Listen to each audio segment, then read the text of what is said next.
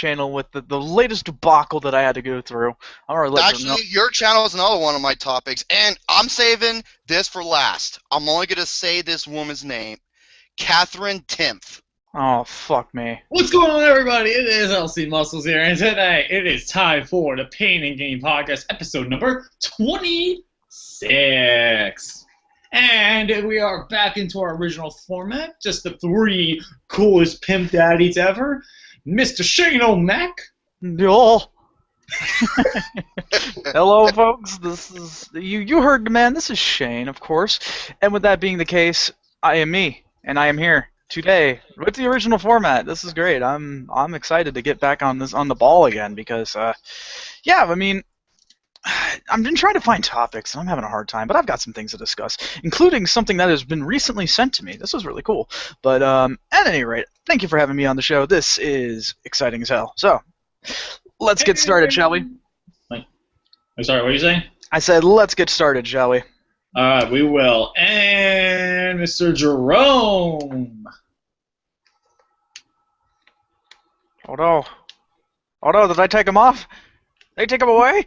Whoa, Welcome to the Pain and Gain Show. This is episode number 26, and who are we? We are three good-looking, handsome, young, dumb, full of cum, big, thick dick, meathead sons of bitches who we're going to talk about all of the latest topics. Yeah.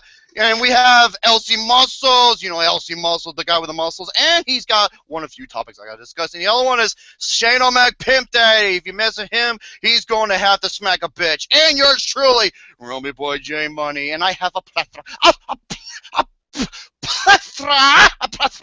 of topics to go over. I have over a dozen. Wow. Because it's been a long hiatus since we ever did our original format of the Pain and Gain Show. I know hiatus. Yeah, hiatus. For you, hiatus is you playing, you know, using your dick as a pogo stick. All right, now basically, you know it. I got a few WWE topics, many film topics, couple game topics, and I'm saving. Oh, one of them involves Mr. Pepsi Man and the Bidiot test.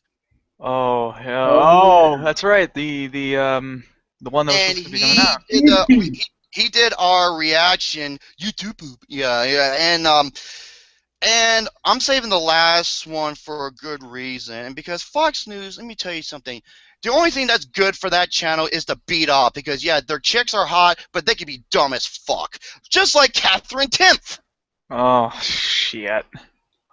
So, who would like to go first? I'm going to go first since my topics will be pretty quick and I can get through them quickly. Because it's my show, and I can do the topics, and I'm going to eat intellect.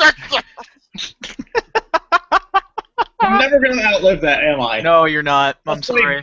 Just like in middle school, people always call me ghetto booty for absolutely no reason at all. Wait, what? What? I don't remember. Why would they call This you was in ghetto middle booty? school and high school. I don't know why. I'm not going to talk about it, though. This was a nickname. Okay, I can understand high I school. Yeah, I thought you had like a fetish for ghetto boys. I'm like, what's wrong with that? No, he likes the dunk-a-dunk. Stuff. It's just people calling me it for absolutely no reason. He likes to see that ass. Dude, he likes to see that ass wiggle like it has a mind of its own. You better follow that ass in a circle, I'll tell you what. Oh, God. God damn it, Bobby. Why are you looking at that chick's ass, you sick son of a bitch? That's mine. Yeah, fuck Peggy. That little loose Anyway, alright. So my first couple topics, so I'm just going to get mine out of the way real quick, are movies. And a couple of movies I have seen, they're on my review channel. I have a review channel. It is facebook.com/LCMuscles Movie Reviews. That is where I have all my written reviews for the movies I have seen this year. I know a couple of them since the last one I did talk about was Sisters, which was before my finals break. And now I have a few couple of films I have to talk about and some ones I'm going to be previewing for this coming week. The first film I wanted to talk about real quick, though, was In the Heart of the Sea, which is oh my god! Yeah, one of these. This is a film I've been so anticipating, waiting because you know it's Ron Howard and Chris Hemsworth. It's their follow-up to Rush, one of the best fucking movies I've ever seen. Oh my goodness, yes, that one. Which I am planning on watching Rush soon. It's But the best sports anyway, racing movie. Yep, go ahead. Anyway, in the hardest seat, honestly, I didn't really have as many hopes as I usually do for some movies, even though Ron Howard and Chris Hemsworth are really good, like really good in Rush. But here's the thing, though, it was honestly really disappointing. That's what The I've been reason hearing. why is Mhm. because there was the 3D. Okay, the 3D was probably one of the big problems of the movie. The 3D, it really didn't emphasize it too much, other than some shots of Moby Dick. And one of the main problems of the movie was in my theater, the 3D glasses. I don't know what it was, but the 3D was really blurry. Like you had the glasses right here. It was like blurry, like, around the corner of my corner of each yacht. It was like some scenes, and I'm like, is that blurry a little bit? I'm like trying to look at it. And it's just like Yeah, that's not good if that's the no, case. it wasn't. The main problem was it was also really slow. Honestly, it's kind of is a little boring for me. Well, I mean, given the You source guys go material, ahead and keep talking. I'll be right back. sure thing. But yeah, given the source material, I can understand why people would find it boring because it's one of the oldest classical stories of recent history, I guess you can say. Right. Well, it's not really recent history. I'm sorry. That'd be completely incorrect. But yeah, like I can understand why you would find it boring, I guess you could say. Well, here's the thing, though. Like, I understand you coming from it. Here's one of my problems, though, with like, I read the book. Trust me, I read the book, and it's a long ass book. But here's Well, of course. it's a big book. But anyway, what the problem with it was, it felt like a 3-hour movie, even though it was only like 2 hours. It felt like a 3-hour movie, which I'm like, yeah, it's just like I'm just looking like, time is it? Oh, we still got plenty more left. But here's the thing: there's some good things in the movie, though. The acting is kind of good. Chris Hemsworth is probably the best part of the movie, mainly, Mhm. and and Moby Dick probably has some good shots. There are some good shots of Moby Dick in there, and some pretty good shots with Moby Dick. But otherwise, it's a forgettable movie. Honestly, if you really want to see it, I say wait till it comes out at home, like on DVD or Redbox. But I give it a Yeah. 4 out of 10. Wait, did you say 4 out of 10? 4 out of 10. Oh, damn. It's not the worst of the year, and I really didn't have any much hopes for it. Honestly, from looking at the trailer, I was like, it didn't really interest me. Like I'm just like, all right, I'll see if it's a screen for it. I'll see it, but otherwise, I'm not going to really count for it. But Yeah. that's mainly in the heart of the sea. The next one I am going to be talking about is Brooklyn, where me and Shane saw this movie. Yes, we did. It was quite excellent. I want to hear your opinion about it first. I'm gonna let you- Okay. Well, my opinion is as such. It was very good, very, very beautifully well done. It showed the struggles of immigration and the whole message of missing home. But home is what you make of it. As they say, home is where the heart is. So wherever you are, there you are. Uh, for such a story as such, it was beautifully well told, and I gotta say, it honestly was one of the better romance movies I've seen in recent times. Honestly, I can definitely agree with that. yeah. I mean, there was a few things I will say. A few things got a little bit slow and things got a little bit confusing. Like as far as confusing goes, there was a bit of a thing where I thought somebody was going to do one thing, but it turned out that they were actually going to stay loyal, yada yada. But it was just showing the whole being away, being home away from home, I guess you can say, because our main protagonist at one point later wants to return back home, and she has to they have the internal struggle of, do I stay here or do I return back to Brooklyn? And it's pretty obvious what the answer is, but it's just one of those things where it just sort of dragged on a little bit, so that's one of the few things I didn't like too much, but other than that, it was still really good. So, What would you give it out of 5, you think? out of 5 or out of 10? Well, which one do you favor more? Which one do you favor? I give it a 5 out of 7. Anyways, no, if I had to give it out of 10, I would say 8 out of 10. 8.5. 8.5 out of 10. That's was really good. agree with you. It is an 8.5 out of 10 for me. One of the main problems in the movie was it did suffer from pacing problems, which you did touch upon. It did Yeah. have some pacing issues. The chemistry between the two main actors was excellent. The movie is really good. It's definitely a great romance film. It's just not a top tier Oscar contending film. Let's be honest here. Let us be honest here. This was kind of Oscar bait. It was an excellently told story, but the way it was presented, the whole idea of what's going on. Come on, people. Let's be real here. Let's be real. It is Oscar bait, unfortunately. It's unfortunately, but that doesn't keep it from being a good film. So, would I recommend it? Absolutely. Same here. I absolutely recommend it too. Go see it. It's definitely a good date night film. I definitely say it's a good date night film.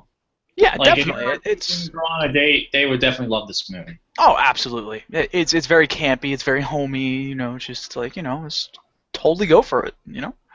Absolutely. And then finally, the film I want to talk about, probably the best one, is The Big Short, which I did see on Wednesday, and I will be seeing again tomorrow with Shane as a part of the screening. I wanted to go see it because it's that damn good. The Big Short. This movie is about the 2008 financial crash. Technically, it's a 2008 housing market crash, and it's an excellent movie. It is one of the best movies I've seen this year.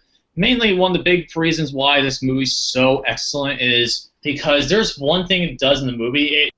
There's one scene where it's like explain these terms like FHOA rate, and then they go to a celebrity to explain it in a common sense, and that literally is perfect. Like there's a couple. I'm not spoiling who's in the movie, but it's excellent though. There's a few. You would say that as far as cameos go, this is pretty darn good. Yeah, you'll definitely like tomorrow, dude. You're gonna be laughing. I'm looking forward to it, dude. It is gonna be good. Oh, yeah. Short, though, it is definitely one of those films that I definitely recommend, especially if you're an economics major or a financial buff like I am. My dad definitely helped me out understand a lot about this stuff because it is a really interesting topic. And I want to read get the audiobook of the Big Short book because it's based on the book by Michael Lewis. Yeah. And it is, without that, one of the best book adaptations I've seen in a while. I give it a 10 out of 10. You give it a 10 out of 10? What movie a 10 out of 10 now? Big Short. Oh, another DOF Oscar bait film? No, it isn't, Jerome. I'm sorry. This is not DOF bait film. This is, if I'm I'm a big financial guy. I like the economics. This is like something for the economics. This is a really good film though. Like a lot of people don't it's not an Oscar bait film. I know an Oscar bait film. Me and Shane were talking about Brooklyn being an Oscar bait film, but this is not. I don't. No. My name is Joe. I love the Oscars. I love Brooklyn. Brooklyn boy, the most I repeat. The most I repeat. I know that because I'm the facts guy. I'm the facts guy. Brooklyn, Brooklyn, the best movie. The best movie of the decade. Oh my Anyway, this film is definitely a Big Short. I definitely am going to be ready to see it tomorrow, and I'll probably love it even more. 10 out of 10. And then this coming week, I'll be seeing The Big Short again, which I just said. The Danish Girl on Wednesday, which I'm also taking Shane to see. That looks like it's Oscar bait. We'll see. We'll see about that. It's it's from the director of Les Mis and especially The King's Speech. Oscar bait. Fair enough. But I'm still it's for us to judge. I'm going in with an open mind for that movie. Then finally, on Thursday, I am seeing Star Wars Episode 7, The Force Awakens. It's so exciting, yes. It is quite exciting. Oh yeah, and then me, Austin, and Alex, and I don't know if you're gonna be able to go to this, Shane. It's on Christmas night. We're seeing the Hateful Eight, the 70mm screen for Hateful Eight.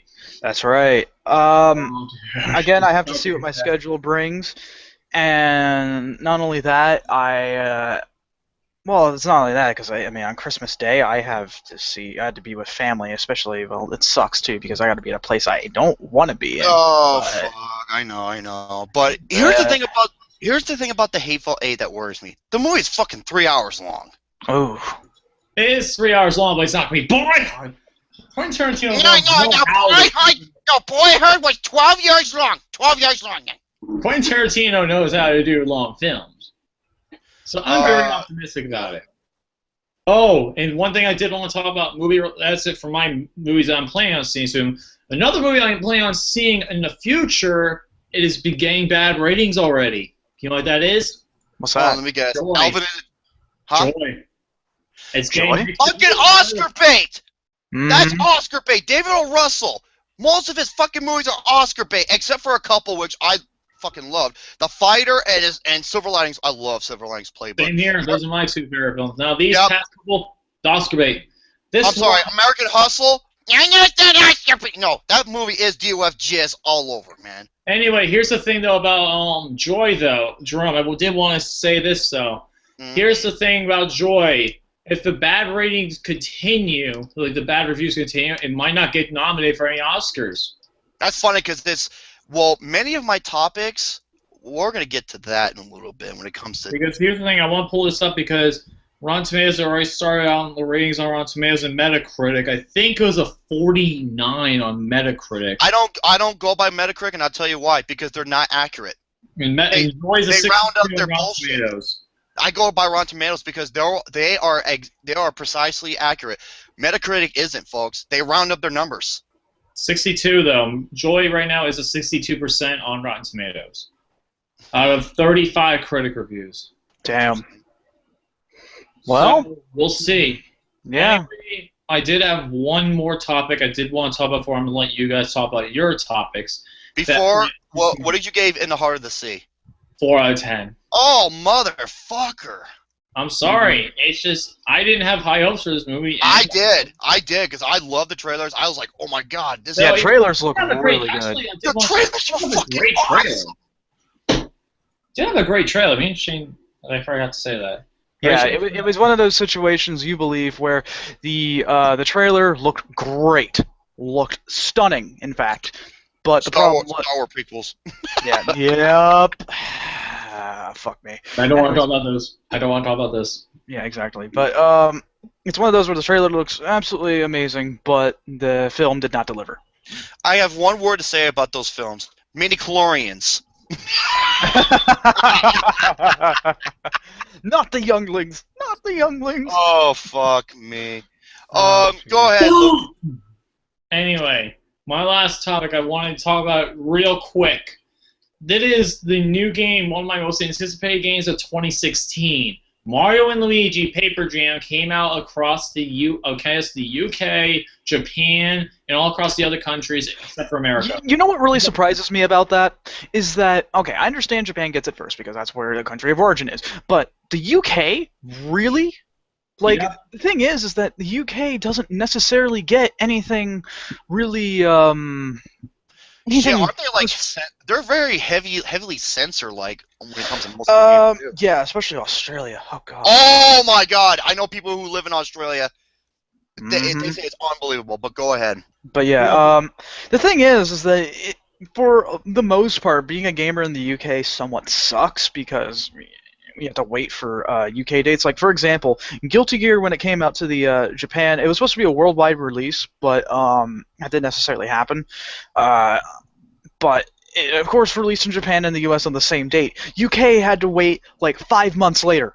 Oh my god, Here's that's the like thing, It's, though. it's stuff like that that really irritates me.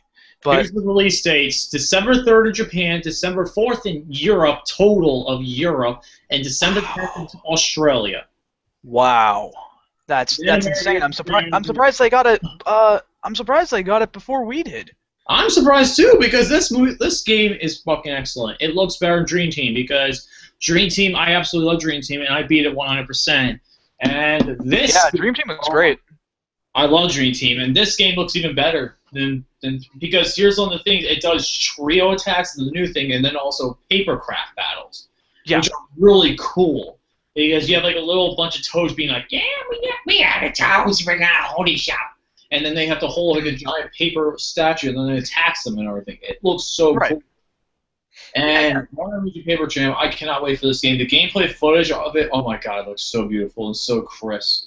The gameplay looks amazing. The story looks amazing. Oh my god, it's gonna be a long game though. It's gonna be a lot longer than Dream Team Flying. Well, that's not necessarily a bad thing. Again, see, that's one of the few things that I find really important about games is that how good is the longevity? Now, because the thing is that if it doesn't have a long longevity, then what about the replay value? I think it has to have Yeah. longevity and replay value, but it might be too long. That's why I'm hoping. I don't think there is such a thing as too long. I mean, then again, this is me who likes playing games for like a very long time. I drift. Wait. There's some games. Wait, some people say it's too long. What the fuck? Yeah, that's what I don't That's like understand. saying that, a guy's cock, that's too big. That's too big. Wait, what? Well, I mean, in some cases, that's actually a bad thing. But Well, some anyways. things. Here's my argument though. Some games are too long, but they like have like some kind of like. There's one game that has like over 50 minutes of cutscenes that like. You don't need 50 minutes of cutscenes in a game. Like it's just. Metal Gear Solid 4. I was just about to say that. Thank you. Oh my god. It's got the longest motherfucking cutscene in video game history. Yep. The longest cutscene is 71 minutes. 71 fucking minutes for a cutscene. Yes, it's a That's what makes me mad. That's what I don't like. Those kind of things I don't like. Yeah, Well- then Metal Gear Solid 5 came around, and oh boy, it changed that for the best. Mm-hmm. For sure. But yeah, so it's pretty cool and all, but it's like the thing is, I'm gonna say about longevity, really, it's just I can't believe anyone would say that it would be too long. Don't you want more bang for your buck? And I thank do you. want my bang for my buck though. I just It's don't like- want to it's be like if- excess. Like not like the excess can't be. I don't want the like all the gameplay and it not be good. I don't want a game that's not gonna be good and it takes forever to beat the game. Well, Well, okay. that's called stride. That's called it's called quantity over quality. There's a difference. Yeah, exactly. And the thing is, I mean, we can already say that for certain that you believe that Paper Jam looks really good. Now, if it has longevity, that's even better because you get more good out of that. I'll tell you one game that reminds me of. There was this one game. It was like a first-person shooter for the PS2. It was so hyped. The game looks unbelievable. It's got some of the best audio. Here's the problem. It was so damn short. And that was Criterion Games' first-person shooter called Black. You remember that game? Yeah, I remember Black. That game looks and feels awesome. Here's the problem. It's only a 5-6 hour game. Oh, Yeah. damn. Yeah. So it really depends. Why do you think I love Grand Theft Auto 5 so much? Or San Andreas, which is one of my topics, by the way. True. Absolutely. Yep. I mean, it's like, we rather bang that good look. Okay, if you hire a hooker, would you rather bang her for the best sex for 2 hours or 5 hours? Yeah, need I say more? Yeah, exactly. I mean, I can understand where you're coming from, Lucas, about having too much. I mean, I'll play devil advocate against myself. There's too much of a good thing, I guess you can say. If it shows on a little bit, I know, but I'm just trying to understand the two sides. This is what I do when I do an argument. I understand the other side, and the thing is, yeah, the thing is though, is that with a game like this, especially an RPG, longevity is a really good thing. Absolutely. I always look at both sides. Unless if you're a Happy Madison fucktard, then no. Anyway, that is it for my topics. I'm gonna let you guys talk, and I'll be able to chime in though. Okay. All right, I've got some topics to discuss. One of them is a discussion topic about what you guys believe, and people who are watching can get involved too if they want. Oh, shit, I'm not on the YouTube live feed, but go ahead. Okay. So I found this interesting top 7 about the most ambitious flops in gaming. Ooh. Now, Is Psychonauts one of them? Nope. Okay, because I remember that was a damn good game, and it did not sell. Yeah. You wouldn't believe what number 1 is.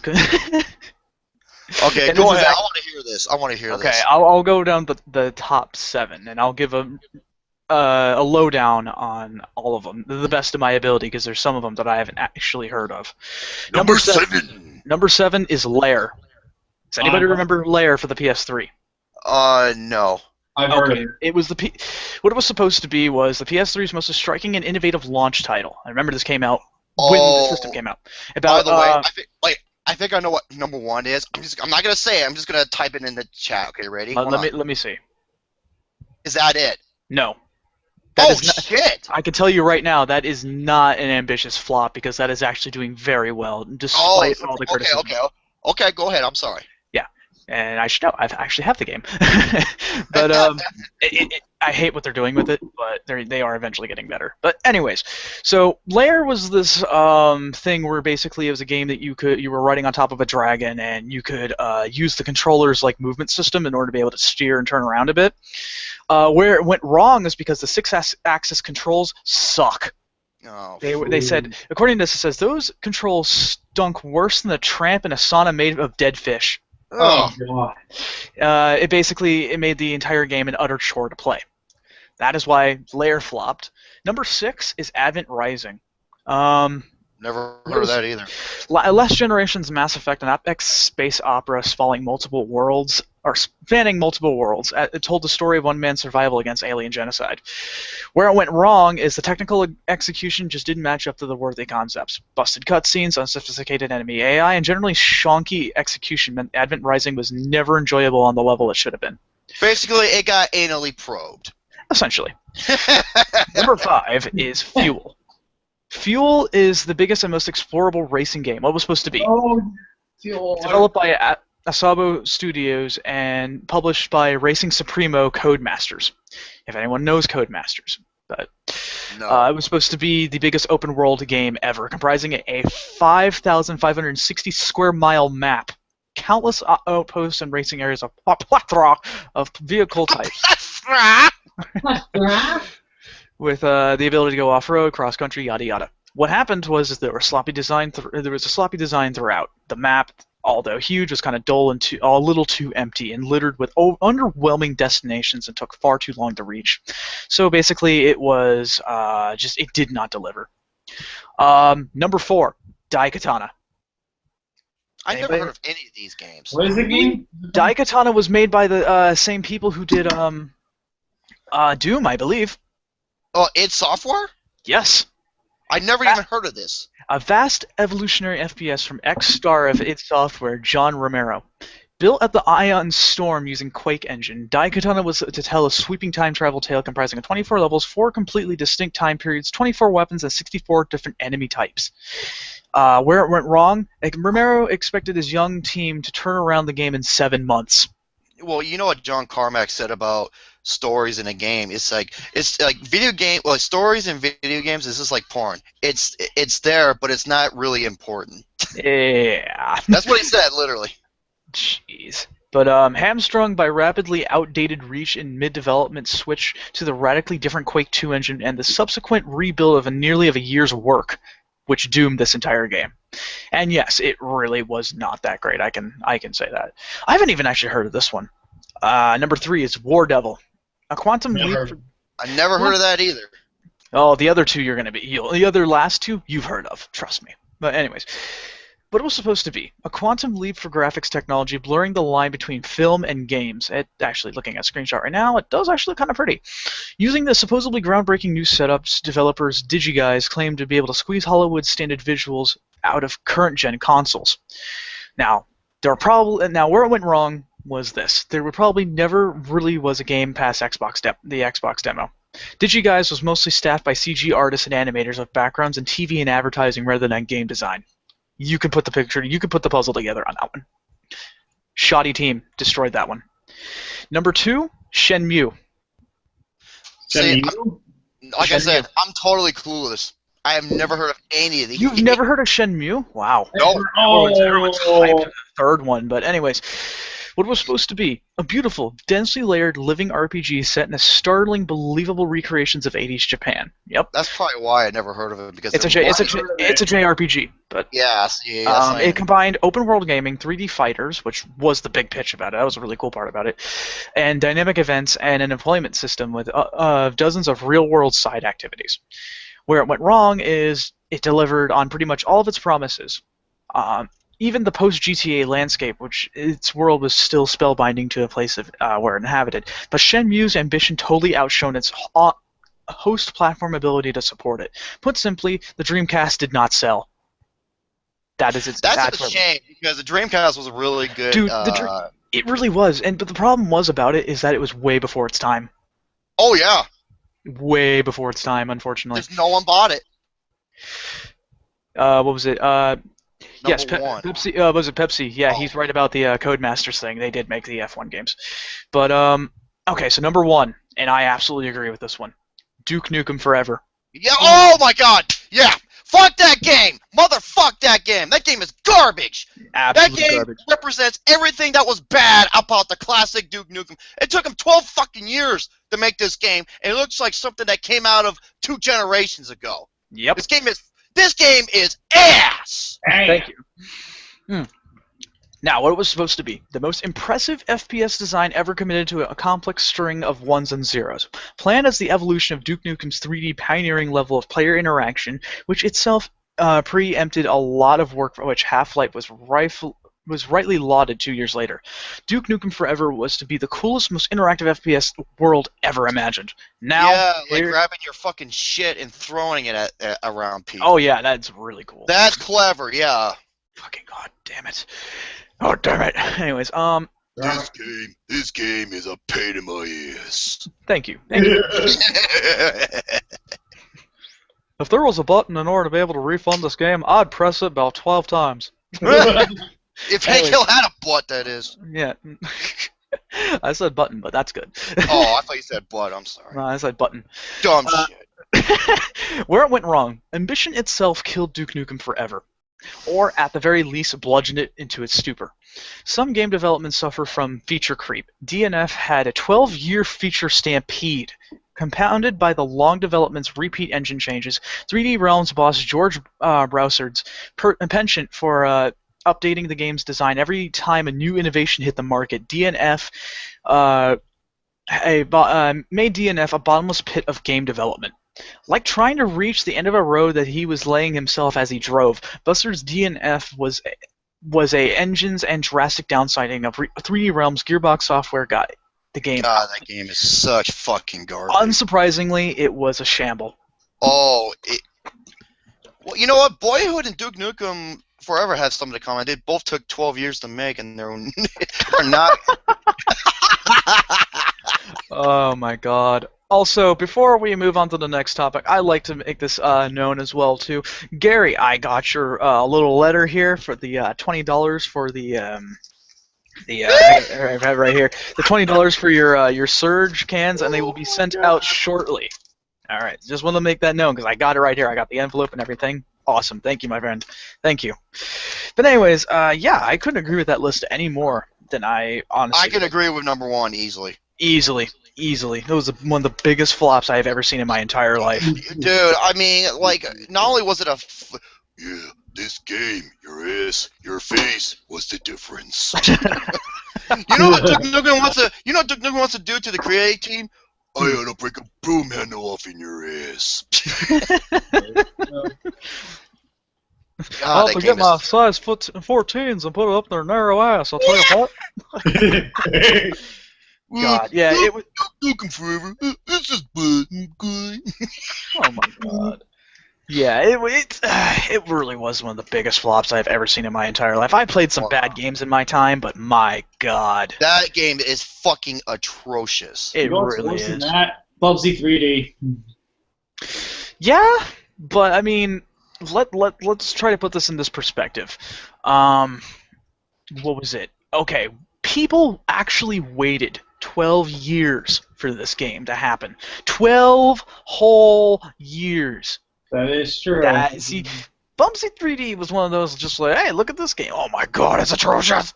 But yeah, that one was really bad. But Duke Nukem was like one of the biggest letdowns ever. Oh no, I think it is the biggest letdown ever. Yeah, and if it's not one of them, it is definitely the number one biggest letdown. That and also, Gearbox has had some pretty bad problems. I just realized. I mean, aside from their very popular Borderlands series for good reason, that's a fucking great game. Well, all of them. Oh Actually. yeah. Borderlands, They had problems with Aliens, Colonel Marines. They've had the biggest flop ever, Duke Nukem Forever. They've just had a really hard time, but honestly, they're still doing pretty well with Borderlands. But at any rate, that was one of the few topics I want to discuss here. It's a good one. Well, Yes. Speaking of games, let's stick to the gaming industry because I have a few of them as revolve to the video games. Number one, since I was the king, the master, the grand champion of the Tetris Challenge, I made each additional competitor play a particular game of my choosing. oh, Oh, here we go. Now, his originally was Silver Surfer, but I told him, get a turbo controller. Otherwise, you're going to hate that game. Well, the game is already fucking hard as shit. If you don't have a turbo controller, you're going to hate your thumb. Your thumb's going to hate you. So he's like, damn near impossible. and I was just like, okay, I'll replace it with Ghosts and Goblins. Oh, you bitch. Hey, if I could complete it, so can he. God damn it. Well, I mean, you have more years under your belt, but still, even then, even then, even Why do then, you I, think I still believe you can more do years? Why do you think I like Cougars so much? it. And basically, and Alexander the Great, he still hasn't got his NES USB controller. His is Super C. I Oh, made yeah. Who got Ghosts and Goblins though? Gary. Oh. James got the original Metal Gear Solid, but here's the, you're probably thinking, really? I'll tell you why. He's so used to playing Splinter Cell. Light bulb assassin. No. And for Lucas, he I love that has Ninja Gaiden. Yep. Ninja Gaiden is a game that came out in 1989. You can say it was Tecmo's answer to Konami's Castlevania series. Pretty much. And let me say this, folks. This game is beyond fucking hard. This game is Sadistically hard. hard. Yeah, And here's Dark the thing. Souls. I'm gonna say right now, Dark Souls has nothing on it. I'm sorry. I love Dark Souls. I love its difficulty curve, but it has nothing on Ninja And here's Gaiden. the thing, I will give it this with Ninja Gaiden. Number one, it has unlimited continues. Number two, when you use a continue, you start at the section that you're at. Like, there's 4-1, 4-2, 4-3. You don't go back to 4-1 if you're on 4-3. You get to continue at 4-3. Ow. Yeah. However, there are some. Okay, here are the problems with the game. Number one, the respawning animations. It depends on how you scroll the screen. You constantly respawn the fucking enemies, and this is the biggest bitch in 6-2. Also, there is a jump in 5-3 that's damn near impossible. Oh my god, that. When you have to jump down and you had to hang on the cliff, and then that's how you make it to the other platform. Number two, what's going to kill you the most is the fucking pits. Why? Just like Castlevania, if you get hit, you bounce back. I can attest to this with personal experience. Yes, I hate that. All right. Number three, the worst enemies in the game are the goddamn birds. Fucking birds. Oh. Because they do the most damage, 3 hit points. And 3. not only that, the only way you can get rid of them is to try to scroll them off the screen. They have a weird, elaborate pattern, and they almost get you every time. And here's the biggest bitch. You ready for this? Now, when you get to 6-1, okay, when you get to the final boss, all right, there are 3 final bosses, okay? If you die in any of the 3 final bosses, it sends you all the way back to 6-1. Fucking why? Oh. Holy fuck, I hate And here's that. the thing, when you get to the boss the first time, for the first part, it refills your health. When you go to the second time and continue on, it does not regenerate your health. Yeah. Oh, Only that's on the worse. second boss fight. Shit. Wow, man.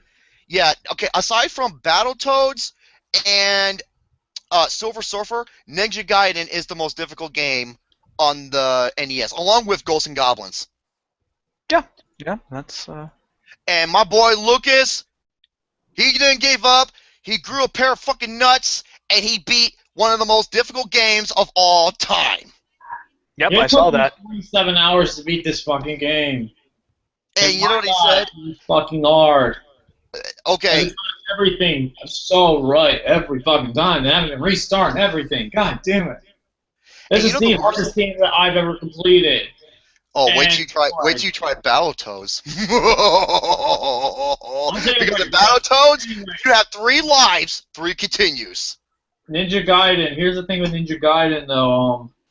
Ninja Gaiden beating that game, it felt like such a reward. After being the final demon statue, slashing it for the last time, that feeling you get, and the pre-credit screen goes, oh, yes, yes. You literally feel like you just lifted. That's pretty much how I felt when I beat Ghosts and Goblins. Oh my God, dude. It felt so great beating. Folks, all you kids out there, you fucking Call of Duty retards were like, oh, this game is hard. Bullshit! You gotta grow up to the games we were playing, like Ninja Gaiden, to Ghosts and Goblins, to Battletoads, to even Ninja Turtles, and what else are there? Oh, no, there's... Oh well, Silver Surfer, yeah, but that's kind of bad for some of the wrong Dr. Jekyll, reasons. Mr. Hyde. Well, that's one of the worst games ever. Oh Castlevania, god. the fucking Castlevania series. Shay would know. Yeah, I would know, wouldn't I?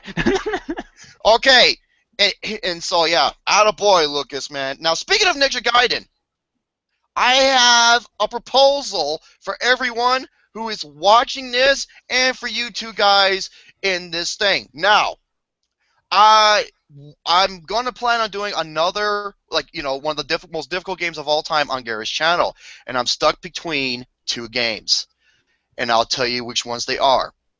One of them is Ninja Gaiden. The other one is Silver Surfer. Oh. Ninja Gaiden. No, hold on a second. Let me explain here. Now, Silver Surfer is it's more difficult because one fucking hit kills you. Yep. It doesn't matter, and yeah, run into the walls, anything. The little rubber ducky and the fucking enemies that have the weirdest patterns, like those gargoyles. Those are the fucking worst. One hit kills you, and if you don't have a turbo controller, your fingers are going to hate you. Yep. Ninja Gaiden, but I have beaten it before, but it's been years. I mean, years. Man. Okay, so it's gonna be like I'm playing a whole new game all over again because it's been that damn long. Ninja Gaiden, I have not beaten only because I didn't have the game for as long. So what game do you want me to beat? Now, I have beaten Silver Surfer, but not on camera. Ninja Gaiden, I haven't beat. I'm leaning towards Ninja Gaiden a little bit. That's what I was leaning towards. Same here. I want to see you get hit by the birds and fall into the. Oh fuck! And the thing is, Ninja Gaiden 2 and 3. Here's the thing about those two games. Like, Ninja Gaiden 2, it was made by the same designer. That has like weather effects. And there's a stage where it's nothing but black, and the only way you can see is when it lightnings, and you can see the platforms you can jump on. Yes, there's weather effects. That was the same kind of effect as Shovel Knight. Shovel Knight had the same kind of. Ninja Gaiden 3, what makes that fucking retarded hard? You don't have unlimited continues. Yeah, no.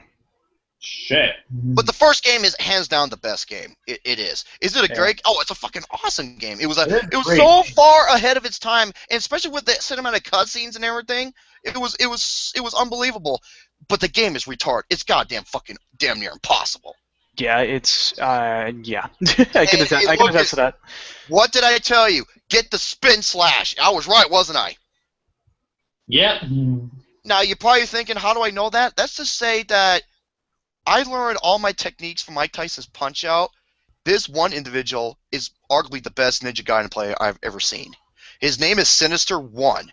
I know Sinister One, yeah. This guy, he beat the first Ninja Gaiden in 12 minutes. Damn. 12 fucking minutes. Dude, it was unreal. How the fuck? And he did it on a live broadcast. He was doing like a race and shit. Yeah, live stream. Oh my god, he holds like so many records. He's like one of the best players at Turtles in Time, Ninja Gaiden 1 and 2, Mike Tyson's Punch Out. He holds multiple records. What do you think I learned all my moves from him? Yeah, he man. literally, on his channel, Luke Miller, he literally did a tutorial speedrun of how to beat Ninja Gaiden. Yeah, man, that's you gotta learn from the best to be the best, you know. Like, Exactly. Look at if me you with wanna Mike Tyson's Punch Out. if you want to be a master, you gotta learn from the old masters, you know. How you do it? That's how I do my artwork. You want to learn how to play this, son? Well, get over here and suck my dick. No. Oh, naughty. You're naughty. So, you know what? I want to give it, Silver Surfer, I guess I can make that way. Maybe Ninja Gaiden is probably the right pick, so. I would say Ninja Gaiden. Oh, man. Because I haven't. So, yeah. That's. Oh, man. I want Lucas to try Battletoads. You thought Ninja Gaiden was hard? You ain't seen shit yet, man. It's true. Again, I can attest to it. Once you get to like level 11, the Klinger Winger, when you're on that fucking big wheel and you're outrunning the orb, and here's the thing, there's no checkpoints. You have to complete that entire course until you get to the boss. And if you die, you start the whole fucking thing over. It's a bitch. Wait till you get to the snake level. Oh yeah, I've seen that Dude, one. and yeah, the game has 12 fucking levels. It's hands down the most difficult game ever. It Yep. is. Again, Dark So Souls doesn't have shit on it, so no, it doesn't. it doesn't. Again, I love Dark Uh, Souls. I love its difficulty curve, but it has nothing hmm on Battletoads. I'm Now sorry. remember, folks. Now let me explain. Like I said, it took me 4.5 hours to beat Ghosts and Goblins. It took me 5 to 6 fucking days to beat Battletoads. That's saying something. Look at the comparison. That is saying something. That is speaking in volumes. And you know what I did for just to just I'm not rubbing it in just to show off because I'm such an egotistical ass. For Lucas, I actually beat I was with Gary and a couple other players. I showed my camera and I beat Battletoads from start to finish right in front of you like it was nothing, huh? Huh, Lucas? And in front of Shane, I beat Castlevania 3 without dying once. I've actually mentioned that to a friend of mine recently. I was like, oh, Christ. It's like I couldn't believe it. I was like, God. You know what the worst thing about Silver Surfer and Castlevania 1 and 3? If you beat the game, there's a hard mode! Yeah, that's true. Are you fucking nuts? I want to try it. I tried Castlevania 3. You thought the Medusa heads was bad? They're nothing compared to these skeleton heads that like bounce in these ridiculous patterns. They're almost impossible. One more, I'm gonna move on. One more, one of the games I've been waiting for if they were gonna do a remastered, it did get remastered and I bought it immediately. And that is the PS3 version, the remastered of Grand Theft Auto San Andreas. Yeah. One of the greatest fucking games ever. Sorry, Austin. Sakes Roll sucks ass. Now, on. Hey guys, Austin here. hey, Oh, come what's on. going on, guys? Austin here. Oh, come on now. Just Oh, busted. come on, you guys. Guys, come on. Seriously. I'll bet you $500 right now. Austin's wearing the beanie and he's wearing loose, relaxed jeans. I wear loose, relaxed jeans. I'm always wearing No, my hat. that's all he wears. I told you why he wears those. It makes perfect sense, dude. He's like 6'11".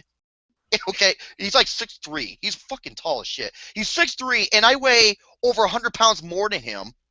I can understand why he's kind of thin and why he wears baggy jeans. Exactly. Oh god. They should start calling him the tripod. Oh my god. It's funny too. He's always been like that since I've known him. And I've known him for a long time. That dude looks like a track and field runner. He kind of does, but he's not. San Andreas for the PS3. Oh my god, so many great things are added to this. First of all, in the PS2 version, San Andreas is one of the hardest fucking games ever because there's some missions that are so difficult and there's no checkpoints. If you Yeah.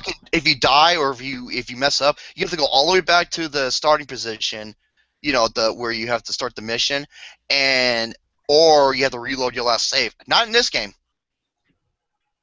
There are checkpoints. Like if you fuck up, you're like, oh, okay, I can start back from here. Similar to GTA 5. So happy they have that. Yeah. Game looks so much better. It runs crystal, pretty smooth frame rate. Different HUD settings and everything. Oh my god, it's just awesome in every freaking way. Trophies, good amount of trophies. I wish they could add more because, like I said, San Andreas is a huge game. And man, let me tell you something. If there's one game I think I put more hours in than any other game, it's probably San Andreas. Okay, this is an interesting one here too. If that's I want to know what everybody else's longest running game they've ever played. For me, it's Monster Hunter. I put over 1,000 hours into it. GTA San Andreas and GTA 5 are the two biggest ones for me. Yeah, I'm just speaking of the span of Monster Hunter as well too. Like every single game out there, just about, minus. Well, actually, no. I actually put an hour into Frontier. I had to make the servers think I was some guy from Japan to do that. I had to use a proxy because fuck Capcom. But anyways, yeah, that's another story within itself. Fuck those double dipping bitches. Yeah, fuck them, dude. But Monster Hunter as a whole, I have put over 1,000 hours into it, literally. Jeez. Yeah, that's probably. Well, in GTA 5, you know how you can rank up online. Yes. Like if you get to 120, that's the last weapon you unlock, which is the minigun. And you unlock. You know my rank is, and people think I'm a goddamn hacker. It's all real. 475. Jesus God Christ. damn.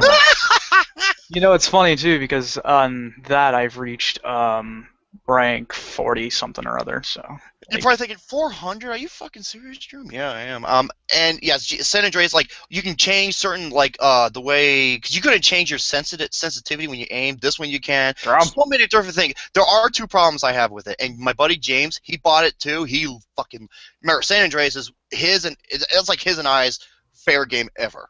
One of the absolute greatest games ever.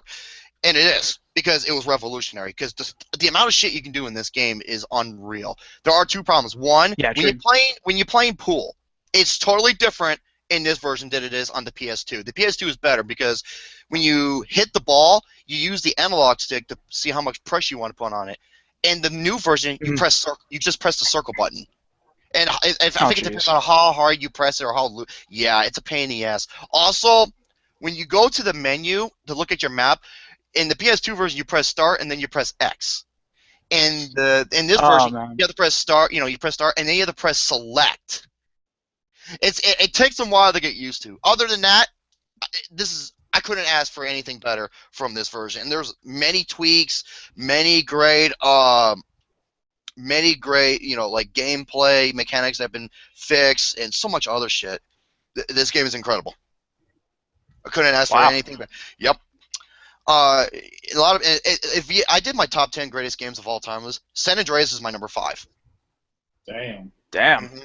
And I said this before, even James agreed with me. If San Andreas had a multiplayer, because I know there is one, but that's for the PC, and that's a modification. That's true.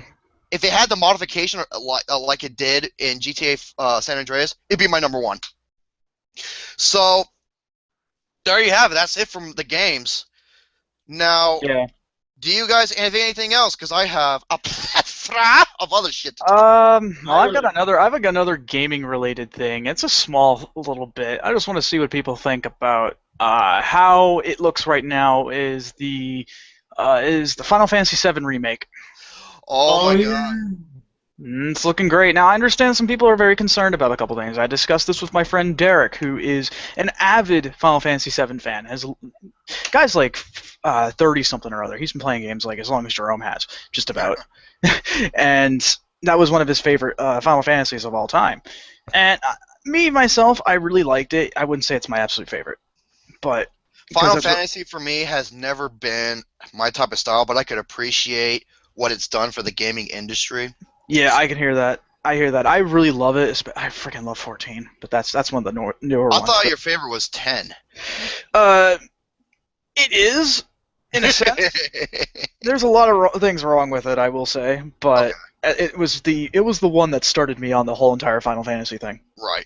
But because I was one of the younger gamers. But anyways, Final Fantasy VII Remake looks really good, but people are having an issue because it's like, oh, it's episodic. It's gonna be. It's like, no. You understand one thing is that the episodic thing. I mean, yeah, that's kind of shitty. Were you just doing a Lucas impersonation? No, I don't know. I was just going for a voice.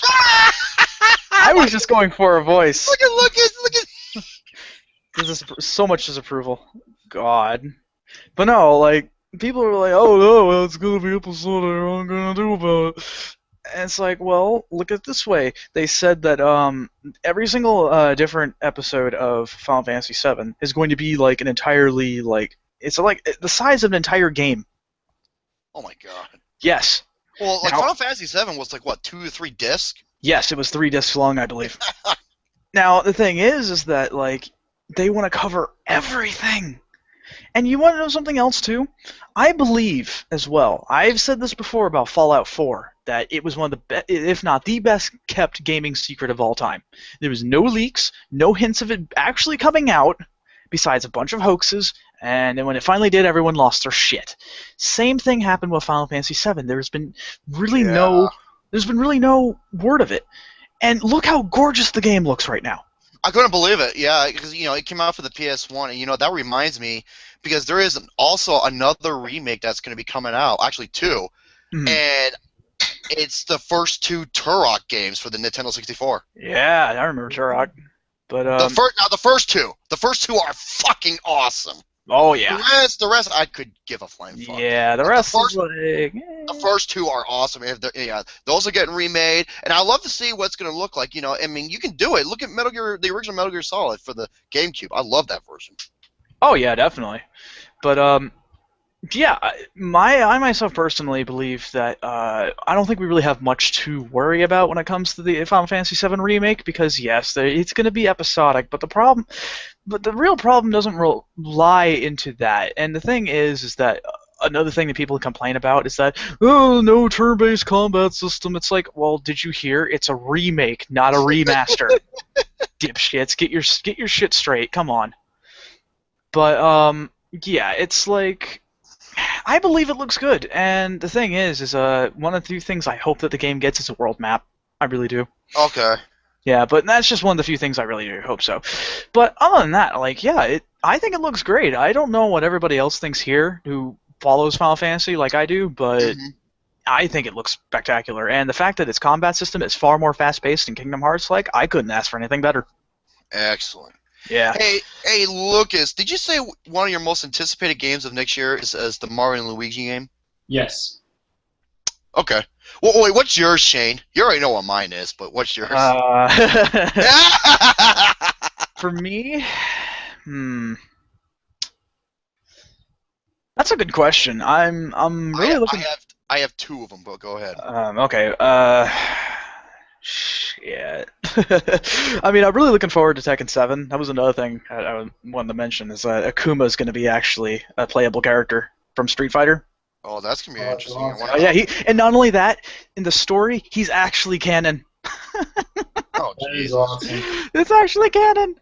But yes, Tekken 7 because I really like the Tekken series, and it was one of those games I'm not really good at. Like my skills in like BlazBlue versus Tekken is like night and day. I suck at Tekken, but in BlazBlue I've actually gone to conventions and have been. BlazBlue. What now? You destroy everybody in BlazBlue. Yeah, I've actually gone small story. I've actually gone undefeated in a convention before, and I felt so bad. I felt so bad because of it. I actually handed off my controller a couple of times because of that. No, you should have been like, you know what you should have did? Like, you just kicking everybody's ass, and you're like, okay, here you go. You're about to hand the controller, and as soon as he grabs it, you just drop it, and you just leave. Oh, that would be the biggest dick. I couldn't do that, man. I know. It's funny too because I was the character I was playing as I was cosplaying, so like it was so meta. But anyways, yeah. So other than that, like I'm really looking forward to Tekken 7. But other than that, like I don't really have much to look forward to because I don't have a damn PS4. I know. Well, PS4, that's funny because I think both of them are coming for the PS4, but one of them I want to play on PC, but it's fucking impossible. One of them is Uncharted 4. Wow, yeah, Uncharted 4. James and I love the Uncharted series. Oh yeah. And, and my number one, come on now. Okay, folks, first of all, look who I am. Okay, when you talk on Google Plus, it shows my image. Look who the fuck I am. Duke Nukem. I'm Doom Guy. No, not Duke Nukem. Doom Guy. Doom Guy. Oh, Doom Guy, my bad. Fucking Doom 4. Yep. Yep, that's the.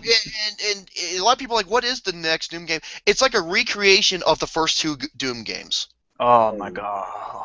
And it's published by Bethesda, and it's developed by id Software, the same team. Oh man, you couldn't ask for a better team to make such a game. And you know what's funny? Because it says Brutal Doom. That's a modification. Now, Sergeant Mark IV made this modification. He's got a YouTube channel and everything. It's the greatest modification to any game ever. Shane can agree with me on this. Yes, I can. I've played a lot of modifications for a lot of games out there, but I gotta say that one takes the cake. Yeah, I showed him a before and after. He was just like, "Are you fucking kidding?" Yeah, there is no competition. Nope. A lot of people will say the modification for Skyrim. That's another good one. But I'm sorry. Do a before and after comparison. Yeah. And here's the thing with the new Doom game. I guarantee you, id Software must have borrowed heavily from Sergeant Mark IV's ideas. They might have, dude. No. dude, you know how when you like in the new Doom game, I call it Doom 4, when you kill an opponent, you can do like a rip and tear, and you do like a melee fatality. Mm-hmm.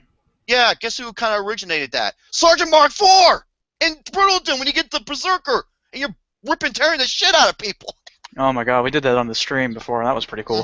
That was yeah. We were fucking Kenshiro those motherfuckers. Yep. The 100 crackfish. Shit, you only need 3-4 punches from Doom guy, and you rip people in half. Yeah, so yeah, seriously. those are my two. Is Doom and Doom. I call it Doom 4. Come on now. And Uncharted 4. So. Yep, pretty much. Like, Doom is looking excellent. It really is. My God. In every way, shape, and form. The demo they showed at E3 was awesome. My favorite part. When I saw this, I went apeshit. The fucking chainsaw. Oh yeah. Because you know what's so cool is like if you don't know this, Doom guy is actually left-handed. Yeah, it shows how big of a fucking Doom nerd I am. Doom guy is actually he's left-handed. And when you get the chainsaw is for people who are southpaws. That is awesome. And, dude, if you ever see the chainsaw kill when he defeats like a regular imp, he literally saws them from the top of their head down. Whoa. It's gruesome.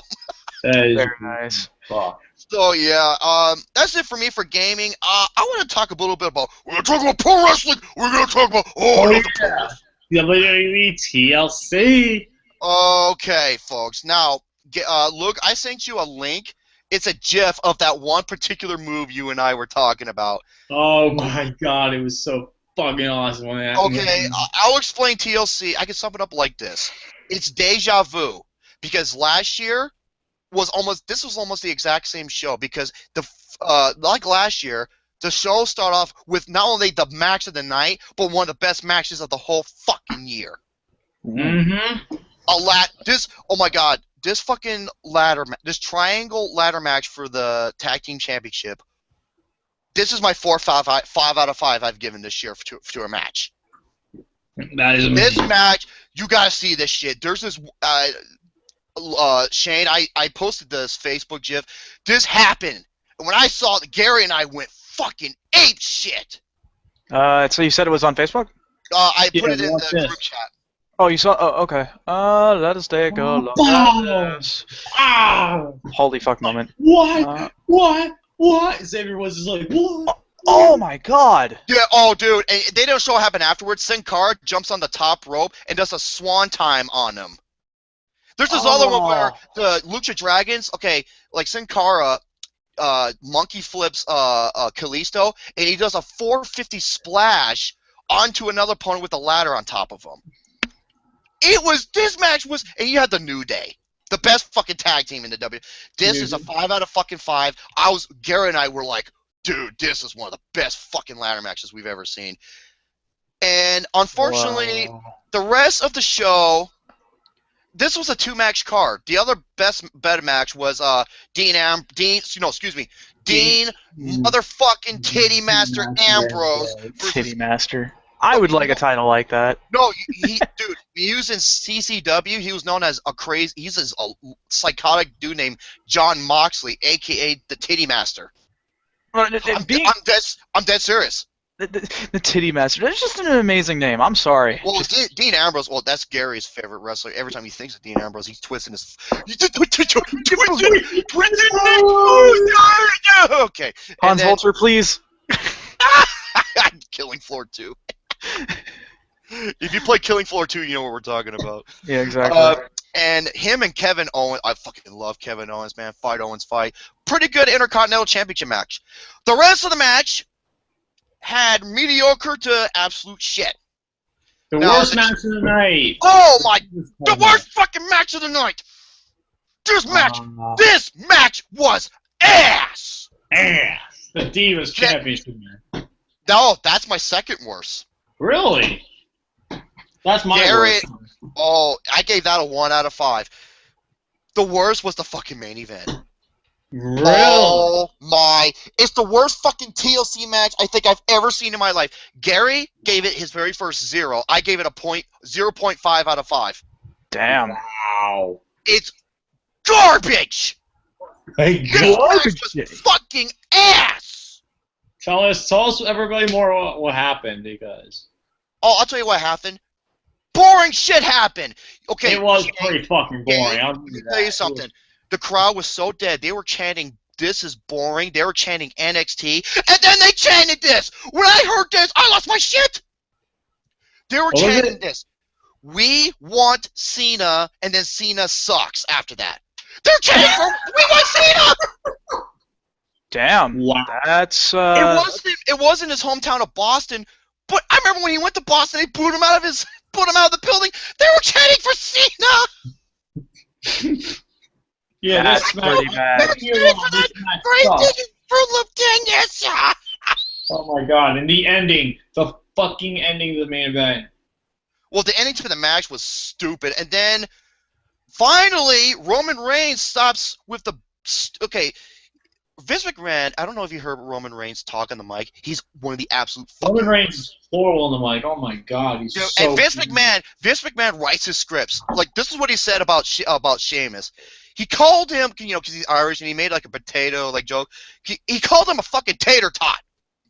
okay. About the potato thing, about Irish thing, I really hope he realizes how disrespectful that could really be. No, dude, this is Vince McMahon for you. And remember, this isn't the first time where Roman Reigns, I remember when he said when he was going to enter last year's Royal Rumble, he fucking choked on camera. And he forgot his line. Yeah, and the crowd was laughing. There's another one he said, suffering succotash.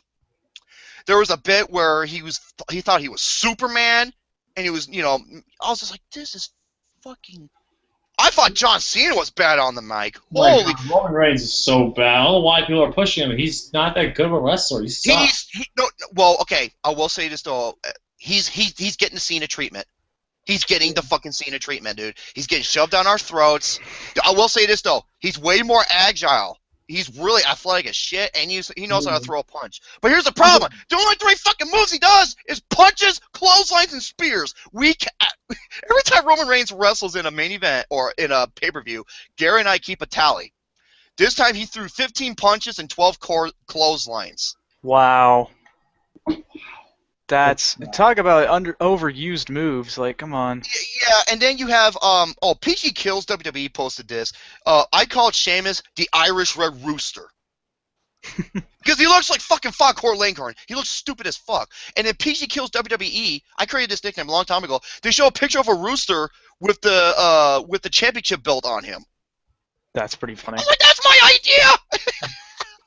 But yeah, like, I don't know. It's just it's amazing how many types of characters they can come up with this kind of thing, and how stupid it really is. Here's the problem: if you want to watch great wrestling, either watch Lucha Underground. That was actually really fun. I'm not gonna lie. Oh That my, was fun. yeah, that fucking hardcore match. Great. Watch Lucha Underground or NXT. NXT. Here's the thing, Jerome. Though, what do you think if Roman Reigns attacking Triple H at the end of the match? Okay, finally we get the Roman Reigns we wanted, because he just hulked the fuck out and just started beating the shit out of people with chairs and shit. Here was the problem: it went on forever. It did. It was way too long. There was like a 10, 15... Stop. It was like a 10, 15 fucking minute segment. The reason why I didn't see it when I was watching the stream is because that TLC match pissed me off. I just shut it off after it was over. It was bad. I'm So sorry. overall, that match was so bad. I gave the show a 4 out of 10. Damn, son. It's the second worst pay-per-view of the year. Nothing's beaten the Royal Rumble for the worst pay-per-view. Speaking of Raw, yeah, let's talk about how shitty they are in terms of their ratings. Listen to this, Shane. They pulled the Raw before. I forgot the fucking TiVo because I want to record a Raw because it's at Philadelphia tonight. The most hardcore wrestling town in America, home of ECW. Yeah, that's true. Did you see the Facebook message I sent you? The one with the blue eyes. Triple H. I found that online, Jerome. I gotta show you this. That's pretty funny. Go ahead, message me on Facebook. I gotta fucking show you this. Okay, listen to this. Ready? WWE Raw pulled a 2.15 rating. The worst rating that WWE Monday Night Raw has ever pulled in its entire time since being on air, since 1993. They haven't pulled a rating this bad in nearly, well, around that mark since in 17 years. Wow. Damn, that is bad. And here's the thing. The go home show last Monday, the show was so fucking bad that Vince McMahon was furious. Why? Because the audience was leaving before the main event started. Oh, that's I did pretty see bad. That's bad. And it's a combination of so many things. You have so many great talents that are injured. They're not pushing the right people, and they're shoving people down our fucking throats that we don't want. Like Roman Reigns, when he was with the Shield, he was a badass. Why? Because he was the hot tag guy. He was the muscle of the group. And if you're trying to push him as the front guy, the guy who's supposed to be your main top dog, and people are going to reject him, it's not going to go well. It did not work for fucking Buckethead.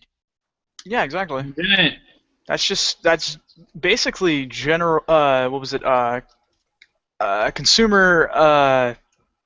That's basically consumer studies 101. Honestly, that's. Oh, and like who was the main event in TLC? Two big muscle guys. You hear fucking Vince McMahon. He's jerking his cock. He's like, oh yeah, oh I love Roman. Oh look at Sheamus. Look at his pecs. Yeah, he's doing that bullshit. There was a gif of freaking Vince McMahon that I keep seeing. It's the one where he's like keep freaking out and just like having. And I'm gonna predict. Oh, hold on. Let me see this. I'm gonna predict this right now. Okay, Lucas sent something to me. Hold on a minute. Wait, what the fuck? Oh, here we go. What? Let me see here. It's an image. I don't get it. Do you know Yu-Gi-Oh at all or no? Not really. Okay, that's why Oh, you get don't it. think you joke. I'm sorry, I never played that shit, man. Yu-Gi-Oh! It was one of those. It was one of the few animes I used to watch when I was a Yu-Gi-Oh. little kid. Same here. I love Yu-Gi-Oh! The Dude. only animes I'm like very well known of or very aware of is the Fist of the North Star is one of them. Damn right. Fucking A, yeah. Dragon Ball Z. Mm-hmm. And there was another. I'm not totally familiar, but I know of it. Ghost in the Shell. That's another one. Oh, I twist my nipples because of this. Yeah. No, seriously, that's a That's really. Channel Mac Pimp Daddy doing, and Attack on Titan. That's another one I'm very. Attack on I Titan. heard of. It's really good. So, It'd be a lot better, but I don't know. Yeah, I mean, the only animation from Japan I watch is hentai. Oh my god. Really? You gotta How watch did I it. not think you were The gonna say dudes bust the biggest fucking nuts in those things. They can fill up buckets. Pretty much. Holy shit! Is their prostate the size of a basketball? They're probably busting nuts like Lexington Steel. He's like, oh, oh, oh. Go to YouTube and watch Lexington Steel compilation. It's the funniest fucking thing ever. Legends of Steel. Oh my god. The funniest thing ever. Oh, and yeah, I already know who's gonna win the fucking Royal Rumble. It's Roman Reigns. He's Please, gonna fucking win the God, Rumble. no. Please. I'll tell you why. Because they're treating him just like Daniel Bryan. Remember when Daniel Bryan kept on getting fucking screwed by the Authority? But here's the difference. Daniel Bryan was loved by all. Mm-hmm. He is the most over fucking guy in the business. Yes, he is. And they don't push him. And you know what they're doing? Daniel Bryan, this is true, folks. I'm not kidding. Daniel Bryan has been cleared by doctors to wrestle again. Guess what? The WWE ain't going to allow it. You know what they offer Daniel Bryan? They offer him a job to be a trainer in NXT. That's stupid. How fucking disrespectful. Dude, you know why? I'll tell you why. Because they don't want to repeat what happened last year of the Royal Rumble. I don't know if you saw that. Dude, oh my god, it was in Philadelphia. Of all places. And listen to this. Daniel Bryan was number 10 in the Royal Rumble, and when he came out, the fucking place went insane. They were on every move he did. He was eliminated 10 minutes. In 10 fucking minutes. And the way he got eliminated was cheap as fuck. He was one of the overall favorites to win. He got eliminated in 10 minutes. Not only that, the way they eliminated Dolph Ziggler, Damian Sandow, Bray Wyatt, Oh my God, that Dean Royal Rumble Ambrose, was the worst match I've seen in years. it's my number 2 worst match of the year. Okay? And here's the thing. They dumped them out like if they were just garbage. It wasn't even like a significant, like, you know, like when you get eliminated, you wanted it to be shocking and everything. Here was your final 4. Your final 4 was fucking Big Show, Kane, Rusev, and Roman Reigns. Wow. That's pitiful. It was so fucking bad. Dude, when Roman Reigns came out, I think it was number 18 or 19, I don't think I have ever... I thought the Royal Rumble 2014 was bad. This was in Philadelphia. The crowd took a massive diarrhea lava dump all over this match and all over Roman Reigns. And here's what happens. Rusev was hiding underneath the ring, okay? And they were cheering for Rusev. Now, you probably think, who's Rusev? Let me explain what his gimmick was, okay? Okay, listen to me, Shane. Rusev is this, he's a Bulgarian who's like, who's now a proud citizen of Russia who hates America, okay? Oh, jeez. And this is in Philadelphia, the city of brotherly love, one of the most patriotic cities in America, and they were cheering for Rusev over Roman Reigns. Wow. Oh, it gets better. No, it gets better. Oh. And then, when Roman Reigns won, Big Show and Kane jumped on, they jumped him, and then The Rock came out. Now, if you don't know this, Roman Reigns and The Rock are cousins. That Samoan Anoa'i family. Okay, like Rikishi. Remember Yokozuna? Yeah, same family. When I was a kid, yeah. Rikishi Fatu. The Usos. Umaga. Yes, Umaga. May he rest in peace. The Wild Samoans, Peter Maivia, all of them. They're all part of that Anoa'i family. The Rock came out, the place fucking popped, except when they realized what he was going to do to save Roman Reigns, and they booed him out of the fucking building. Wow. Yeah. Like you just saw The Rock's face when he raised his hand up, and he's like, trying to, pass Stir the crowd up.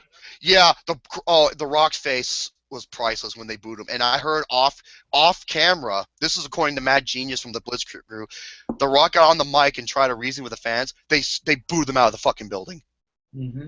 Wow. I gave it a 0.5 out of 5. The only thing I didn't give it a 0 is because there were some moments of the Royal Rumble that were really good, but oh my god, I couldn't fucking believe this. Yeah, it's my number 2 worst match of the year. And the reason why, you're probably thinking, why did I talk about this? Because they are trying to keep Daniel Bryan away from the fucking Royal Rumble is because of Roman Reigns. However, I've read this, and I hope it's true. Brock Lesnar is booked to be at the Royal Rumble and the Raws leading up to it. I hope that's true. But anyway. I hope it is true because I want Brock Lesnar to fucking win. So, yeah, fuck WWE. They're a bunch of wise asses. They don't listen to their fucking fans, and they're just complete bitches. Okay, that was a mouthful. That's what she said. Now, I have a couple more. Okay, we have the Golden Globe Awards, we have the National Board of Review, and we have the Critics' Choice. All right, before we do any of those, I wanted to go over real quick one thing Danny Russman requested me to do. And we have Danny one topic we have to do. Danny Boy, there is a Family Guy episode last night. I was watching along with TLC because I was not paying attention to the Rusev match because it was... Anyway, the Family Guy episode, it was fucking terrible. Like, you don't say. Episode. Big surprise. It's the second episode I watched this season of Family Guy because I just don't want to watch it anymore. I just watch it. You know what? For fuck's sake, I'm just going to watch it. And you know what the main plot of the episode is? Peter and his gang start a neighborhood watch, and then guess what happens? I'm worried what you guess what fucking happens. They do a neighborhood watch? Yes. They get way into it, and it becomes like a mercenary thing. Well, I was gonna say... yeah, you're technically kind of right. Uh-huh. You know what happens in the movie? You know what happens? Go ahead and tell me. Oh. Let me know when you guys want me to tell you. No, go ahead and tell me. I want to go ahead. hear this. Oh, go ahead. Yeah, go ahead. I know what happens. Peter. Spoiler alert! Spoiler alert. Peter accidentally shoots Cleveland Brown Jr. arm because he's supposed to enter the. Okay, here's why Cleveland doesn't want him to enter through the door. He wants to save money on air conditioning, so he makes him go through the window. Oh my god, are you kidding me? I'm not fucking kidding you. This is how desperate Seth MacFarlane is. That doesn't even make any logical sense. So wait, let me get this straight. Let me get this straight. He wants to save money on AC. This is that night. This is that fucking night. He wants to save on the AC bill, so he makes him go out the window. Come in through the window. To come in through the window. Hey, hey, Peter, you don't have a very good aim with that gun. Fuck. Oh my god. Hey, Peter! Hey, Peter! Come here for a second. Anyway, this episode's completely horrible. It's pretty much the Trayvon Martin incident. That's what mainly Oh, happened. Oh, fuck! come on. Dude, it's bad. And then in the end, it pretty much turns out that Cleveland defends Peter because it's the stupidest fucking episode I've seen in a while. Are you kidding me? Dude, that is nonsensical. That is stupid. No, Peter's- not only do they break logic, they're not funny once. There was only one little joke I chuckled a little bit, and that was because they saw a poster for the Entourage movie. I'm like, okay. No, really. Yeah, but anyway, this is just stupid. This is one of the dumbest movies. I mean, one of the dumbest episodes of Family Guy I've seen in a while. I've given up. I'm done. I've given up with the Family Guy. The new Long, season. I given up a long ass time ago, dude. Yeah, same, dude. After they did the whole thing with Brian and like, oh, we're gonna Yeah, kill the that ball. was that was my break. That was ratings trap, and that was a big, gigantic slap to the face. Oh my Fuck God, you, that's Seth so- MacFarlane. No more. Get over it. Yep, this is just Family Guy. I'm done with you, Seth MacFarlane. Ever since that suicide joke, I'm done. I Oh can't stand you. Yeah, fuck that bullshit. That's That's so also another joke. thing that really angers me. That's know not the truth? funny. You know the truth about Seth MacFarlane, believe it What's or that? not, I think What's that? everybody knows this by now, is that he fell asleep because he always slept in because he's always partying, and he had to catch a flight. One of the flights was one of the 4 planes involved in 9/11. Holy shit, I'm seriously? fucking dead serious. Read about Yes. I forgot which plane it was. Holy crap, dude. Yeah, and he even said this when he was on the Howard Stern show. It's absolutely true. That's insane. I forgot Didn't which even plane. hear I don't that. know, because obviously there was 4, but I'm not sure which one it was. Maybe someone on Facebook. I'm not on the YouTube live feed, but go ahead and tell me, because I think Danny Russman told me what plane it was because I accidentally said the wrong plane the first time. So Right, yeah, right. Seth MacFarlane, Jesus Christ, dude. Eat a dick. Eat a dick. Suck a What? dick. Oh, I got something better. Go fuck a cactus. That's also a good one, too. Oh my God. So, do you want me to go over some of the Critics' Choice or the Golden Globes or the National Board of Review, or? Let's go over the Golden Globes first. Okay, let me bring this sumbitch up here. Okay, I go to my Oh, book. Boy, Okay, I can't wait. Go to my bookmarks. Okay, hot BBW, fucking good-looking milfs, big chicks with big dicks. No, that's not it. Ebony hot chicks. No, that's not it either. Lexington Steele's pole gaggers. That's not it either. What the fuck? Oh, man. Oh, here it is. Here it is. I don't have them on here. I'm just making that shit up as I go. I know. What happened? Turn it to Sesame Street. Oh my God. Wait a minute. Oh, there we go. Golden Globes. Now, the Golden Globes, the way this is run is by the Hollywood Foreign Press Association. It's a group of 90 to 95 people from Europe who think they fucking know everything, yet they don't. And this is another great example. Let's go over these nominees, shall we? For Best Motion Picture Drama. Most of these seem to be DUF Jizz Fest, but there's one particular film on here. I was like, that's awesome. I know Alexander the Great will disagree. But here we go.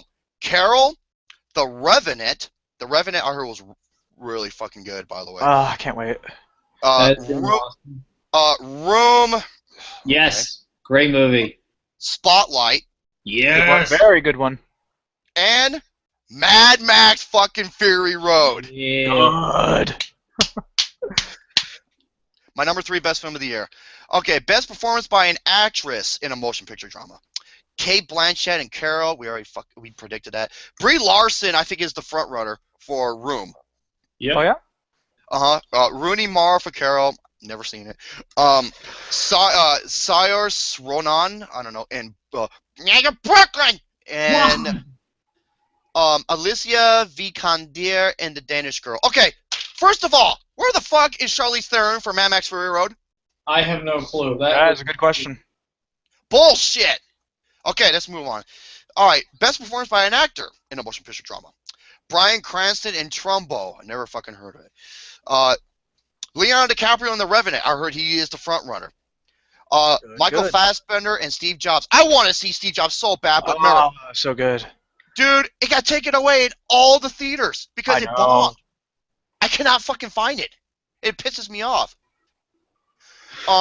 Eddie Redmayne and the Danish Girl, predictable, and Will Smith for Concussion. However, there's one big name missing here. Where is Johnny Depp for Black Mass? Oh yeah. I don't understand why they put Will Smith over Johnny Depp, even though no one's seen. No one's seen Trumbo. No one's seen Concussion. Also, Trumbo did not get a wide release, I don't think. What about Jake Gyllenhaal for Southpaw? You know, that's also a good one too. Fucking amazing in that. That's still okay. Okay, you want to know how dumb the Hollywood Foreign Press is? You ready for this? Mm-hmm. Best motion picture, musical, or comedy. I don't know why they're combining the two in the first fucking place. Joy, Oscar bait. The Big Short. Spy. I fucking love Spy. It's my favorite comedy of the year. I really want to see it. Trainwreck, very good comedy. And I'm happy this is nominated, but why is it nominated for musical or comedy? Which one? The Martian! The Martian! It's sci-fi! That makes no sense. That doesn't. Well, the only reason I can say a comedy is they do have some jokes in there, but yeah, but that's not the main point. That doesn't make it a comedy. Look at the movie Look at the movie Bridge of Spies. Remember the supporting actor where he says some witty one-liners that are so clever that you have to laugh at it, and you know Tom Hanks has a couple. That doesn't make it a comedy. Yeah, exactly. That wasn't the main focus. Yeah. Oh my god, unfucking believable. Doesn't make any sense. Best performance by an actress in a motion picture, musical, or comedy. Melissa McCarthy in Spy. I hope she fucking wins. Jennifer Lawrence in Joy. Oscar bait. Amy Schumer in Trainwreck. Interesting. Yeah, that's interesting. Maggie Smith for The Lady in the Van. Never fucking heard of it. And Never Lily Tomlin and Grandma. Never fucking heard of it. Never heard that one either. Best performance by an actor in a motion picture, musical, or comedy. Christian Bale and Steve Carell for The Big Short. Al Pacino and Danny Collins. I never even heard of this fucking movie. Mark Ruffalo and Infinitely Polar Bear. Never heard of it. The one I hope wins. Matt fucking Damon and The Martian. But yet, Matt Damon is in a movie that's not a musical or a comedy. That would be awesome. Fuck, that's bullshit. I'm sorry. That's just... Okay, here's one that they got right. Okay. Best motion picture animation. There's only one I'm not sure of. It's called Anomalisa. What's it called again? Anomalisa. That movie I want to see. That movie has been getting absolutely critical praise. It is the second highest rated film on Metacritic. It's a 100% on Tomatoes. And for why I never even heard of this movie. It was one of the top films in the Toronto Film Festival. I think it won second place in the Toronto Film Festival. Okay. I remember, but this film has been getting a ton of critical praise. It is one of my most anticipated movies of this year. I want to see it before the end of the year because I've heard nothing but great things from this movie. And this guy is Charlie Kaufman, the director for this movie. Oh, no kidding. Yep, it's his first animated movie. It's only a 90-minute movie, but it looks so good. Oh my god. The Good Dinosaur. I still have to see that. I have it. I just need to watch it soon. The Peanuts movie, absolutely. Shaun the Sheep, fucking brilliant movie, and the best movie of the year, Inside Out. Thank you. Damn right. Damn fucking right. Okay, best motion picture, foreign language. Moving on. Best performance by an actress in a supporting role in any motion picture. It's funny how they don't give a shit about the supporting. They just don't care what type of film it is. Okay, Jane Fonda in Youth, never heard of it. Never heard of it. Helen Mirren in Trumbo, like I said, never heard of it. Never heard Jennifer of it. Jason Leigh in The Hateful Eight. I heard about her performance being really good in that movie. Uh, I heard she was excellent in this. Kate Winslet and Steve Jobs. Yep. And my overall pick of the year, and I hope she wins, Alicia Vikander in Ex Machina. Yes, that needs to win. I've yet to see Ex Machina, but I want to. Okay, It's online, dude. It's online. it's a very good movie. I just didn't have it among the highest like Lucas does, or It's the second best film of the decade. Right now this year, it's gonna be my honorable mentions for. best best performance by an actor in a supporting role in any motion picture. Eh. Paul Dano in Love and Mercy. Gary's been telling me that Love and Mercy has been it's unbelievable. Oh yeah, speaking of musicals, where the fuck is Straight Outta Compton? Yeah, that's what I was wondering. When the hell is Straight Outta Compton? Yeah, Nothing that's for Straight Outta Compton. Like nothing for The Walk. Little to nothing for Bridge of. Well, just one for Bridge of Spies. Oh my God, there's so many. Okay, I'm gonna continue on. Okay, Idris Elba and Beasts of No Nation. Even though this was a Netflix exclusive film. yeah, but it's still a film, so. Well, if it didn't, well, that I don't care. But if it's not a main theatrical release, why the fuck should I bother? Michael Shannon for 99 Homes. Never heard of it. It's just I haven't. It's not. It didn't get a wide release, unfortunately. Okay. Mark Rylance in Bridge of Spies. Absolutely, he was amazing in that movie. And the best. I hope he wins. He is not only my overall pick of the year. I hope he wins this award and the fucking Oscar. Sylvester Stallone in Creed. Yes, sir. Sylvester Stallone Creed. Man. He gives the best performance of his career. Oh my God, he is so superb. And I'm not going to give away spoilers, but what happens to him? Oh my God, that's all I got to say. Now, this will please many people. Best Director. Mhm. Best Director. We have Todd Hayes for Carol. Okay. Alejandro G. Inarritu for The Revenant. I heard that movie uses natural lighting. There's no studio lighting in that movie. Wow. It's Damn. all real. That's Tom pretty darn good. Tom McCarthy and Spotlight. Now, here to me are the two winners. If one of these two win, I'm happy. George Miller and Mad Max Fury Road. Ooh. And Ridley Scott for The Martian. Mm-hmm. If either one of those two win, I'm happy. Next up, Best Screenplay. Emma Donahue for Room. Tom McCarthy and John Singer for Spotlight. Charles Randolph and Adam McKay for The Big Short. Aaron Sorkin for Steve Jobs. I like Aaron Sorkin. Great fucking writer. And Quentin Tarantino for The Hateful Eight. Okay, I'm about to fucking rant here. Where's Inside Out? Good point. Good point. I don't Where know. in the fuck was it was nominated for the Critics' Choice? Bullshit. All right. That is ridiculous. Best Original Score, Motion Picture. Carter Burwell for Carol. I'm not going to say their names because, it's original score. Oh, I might as well give them credit. Alexander Desplat for The Danish Girl. And Neil Morrigan for The Hateful Eight. Daniel Pemberton for Steve Jobs. And Alva Noto and Ryuichi Sakamoto for The Revenant. Where is Mad Max Fury Road? That is where I want. Why the hell didn't Mad Max? That's my overall pick for best score of the year, easily. Hopefully, gets nominated for the Oscars. All right, and for the last one, best original song, "Love Me Like You Do," 50 Shades of Grey. I've heard that song so many times at work that I just want to take a knife into my ear. Like the way you do. Gary will like this. "One Kind of Love" for Love and Mercy. Yes, that's a really good song. Simple Song for the number 3 for Youth. I never heard of it. Yeah. Okay, why is this on here? Writings on the Wall, Spectre? I like Fucking really? I like this song. I'm sorry, I liked it. It just didn't fit the movie. It didn't fit the movie, but it's good.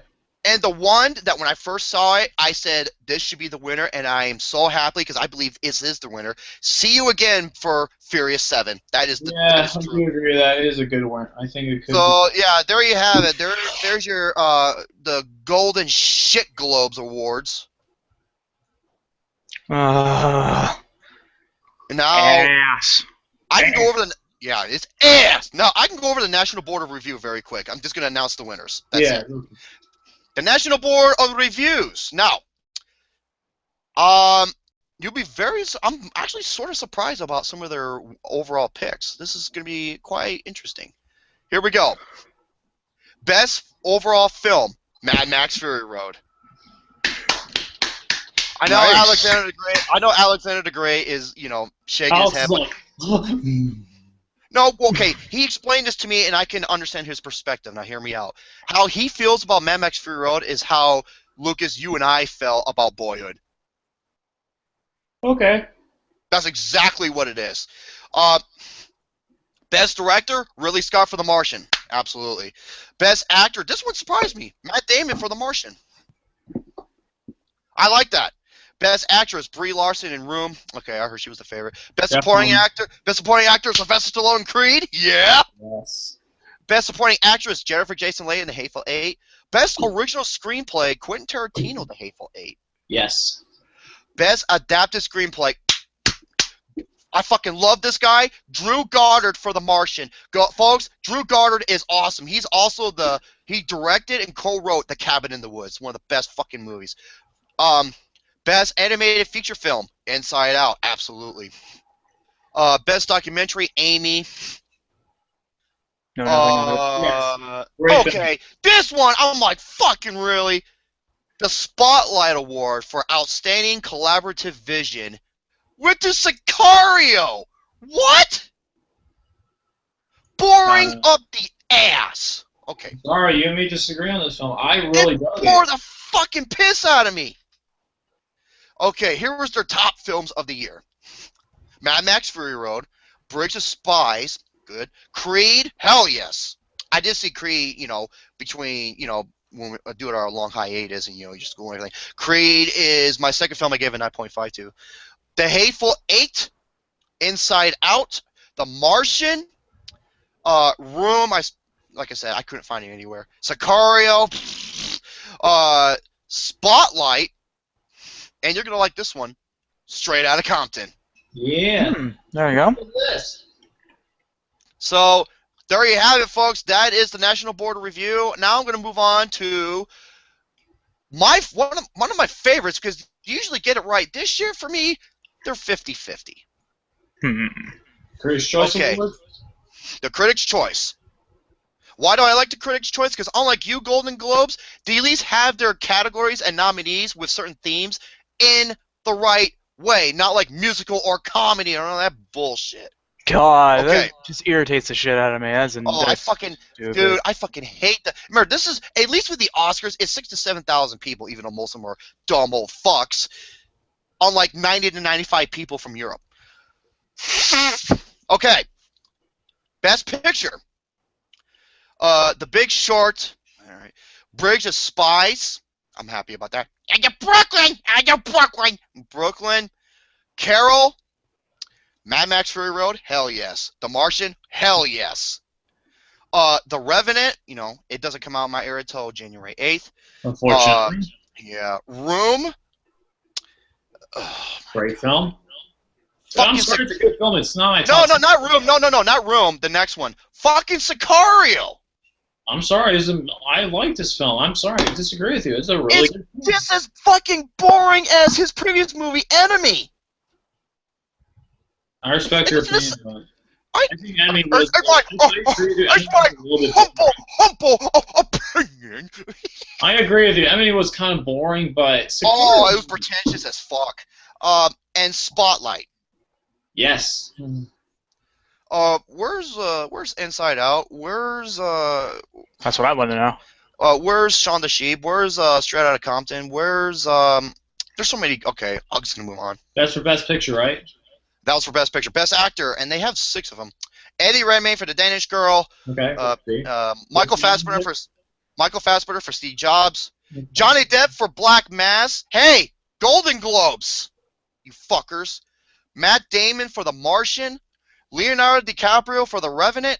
And Bryan Cranston for Trumbo. Never heard of it. Seriously, where's Jake Gyllenhaal for Southpaw? All right, that's all I gotta say. For Best Actress, I love this for one reason. I'm sorry. Go ahead, Lucas. I'm sorry. One thing before you go into Best Actress, here's the problem with Jake Gyllenhaal for Southpaw. Here's one of the problems. The problem was it didn't really get a lot of critical praise. His acting. No. Stop right there. This is Best Actor, not Best Film. I'm judging by his acting. And his acting was like Marlon Brando, Marlon Brando level. That's how good he was in that movie. He was good, but there are a lot of other acting performances I think that overshadow it. That's the problem. A lot of good acting performances. If it was a bad year for acting, he would definitely get nominated. But this year had a lot of good acts. So. And you know what's funny? Just like these awards, don't they ever watch a fucking movie that exists outside October to December? Seriously, that was one of the problems though. It came out in July. That's why. Don't fucking matter. Doesn't matter when it came out. It's called the year, not 3 month span. I know. Christ. Fortunately, a lot of these people don't understand. Anyway, continue. Best Actress: Kate Blanchett and Carol, Brie Larson in Room, Jennifer Lawrence in Joy, Carla Rampling in 45 Years. Never heard of it. No. Yeah, it's a foreign film. That's why. Oh, jeez. Sarajevo's is a porn. Would you say it was? Well, 45 Years is a foreign film. Oh, I thought you said it was a porn movie. I'm like, what? No. 45 years. Yeah, good-looking cougar at that age. Sarajevo's Ronan for Brooklyn, and my pick, Charlize Theron for Mad Max Fury Road. Wait, was Brie Larson nominated for this? Yes, for Room. Here's another name. Here's another name I'm kind of pissed they don't have on here. Lily James for Cinderella. She was fucking brilliant. That didn't get any. It barely got anything on it. No, like I said, they don't think nothing exists outside October to December. Supporting actor: Paul Dano for Love and Mercy, Tom Hardy for The Revenant, which is good pick. Mark Ruffalo in Spotlight. Mark Rylance for Bridge of Spies, absolutely. Michael Shannon for 99 Homes, and the true winner, Sylvester Stallone in Creed. All right. Yes.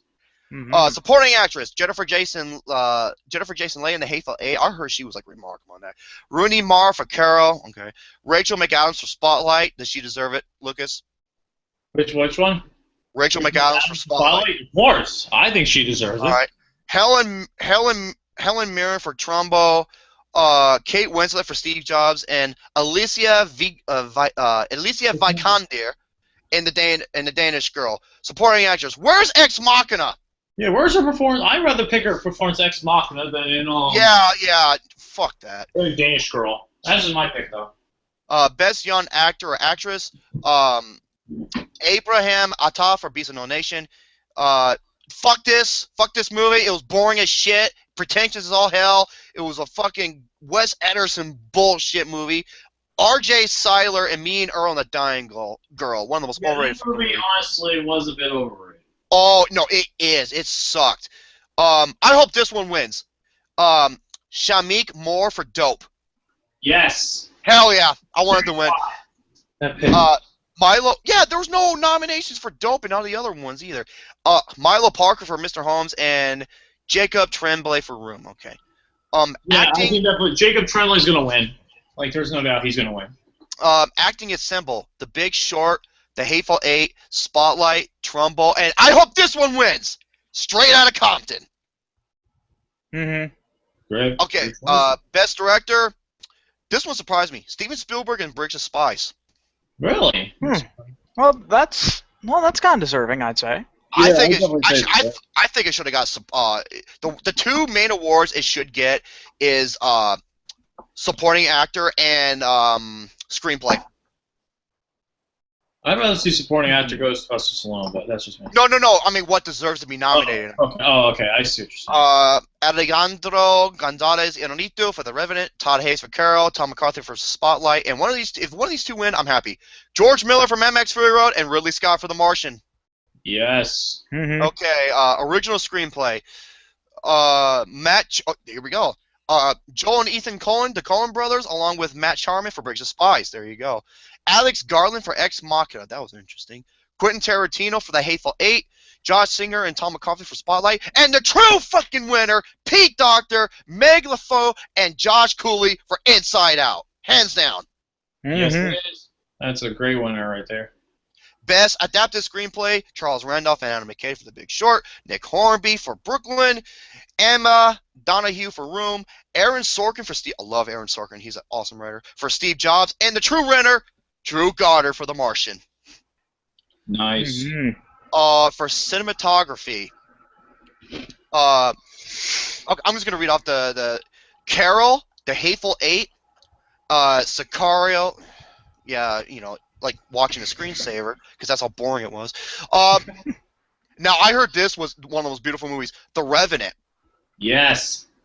and if one of these two win, I'm happy. The Martian or Mad Max Fury Road.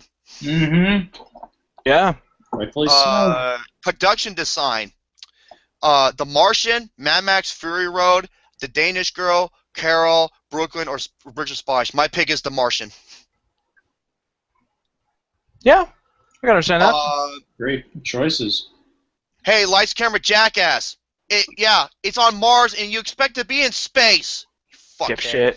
Okay, Dumb. that dumb cocksucker. Okay, next one. He's a dumb little fuck. Next Really up is. is editing. The Big Short, Mad Max Fury Road, The Martian, The Revenant, and Spotlight. I give it to Mad Max Fury Road. Yeah.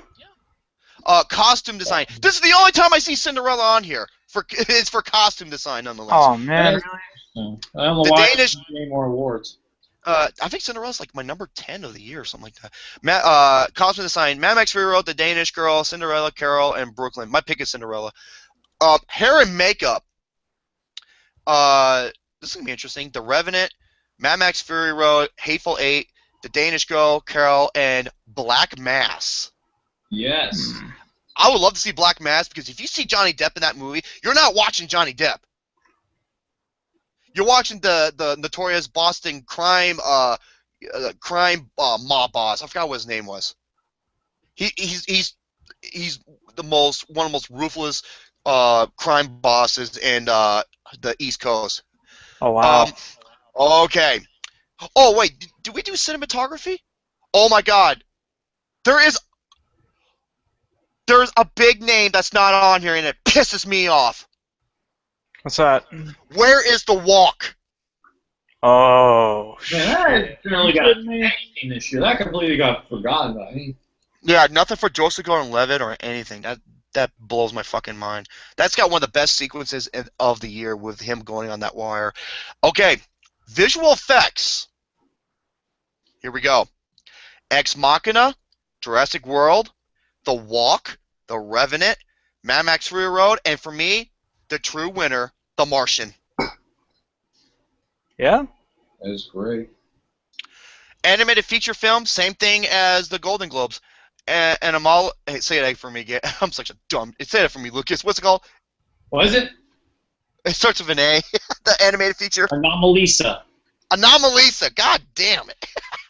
It's done by Charlie Kaufman, who did Eternal Sunshine of the Spotless Mind and Oh, God. well, I'm that sorry. well, You know how I feel about that movie. I think that's one of the most overrated fucking movies I've ever seen in my life. But there's also Adaptation, which was really good.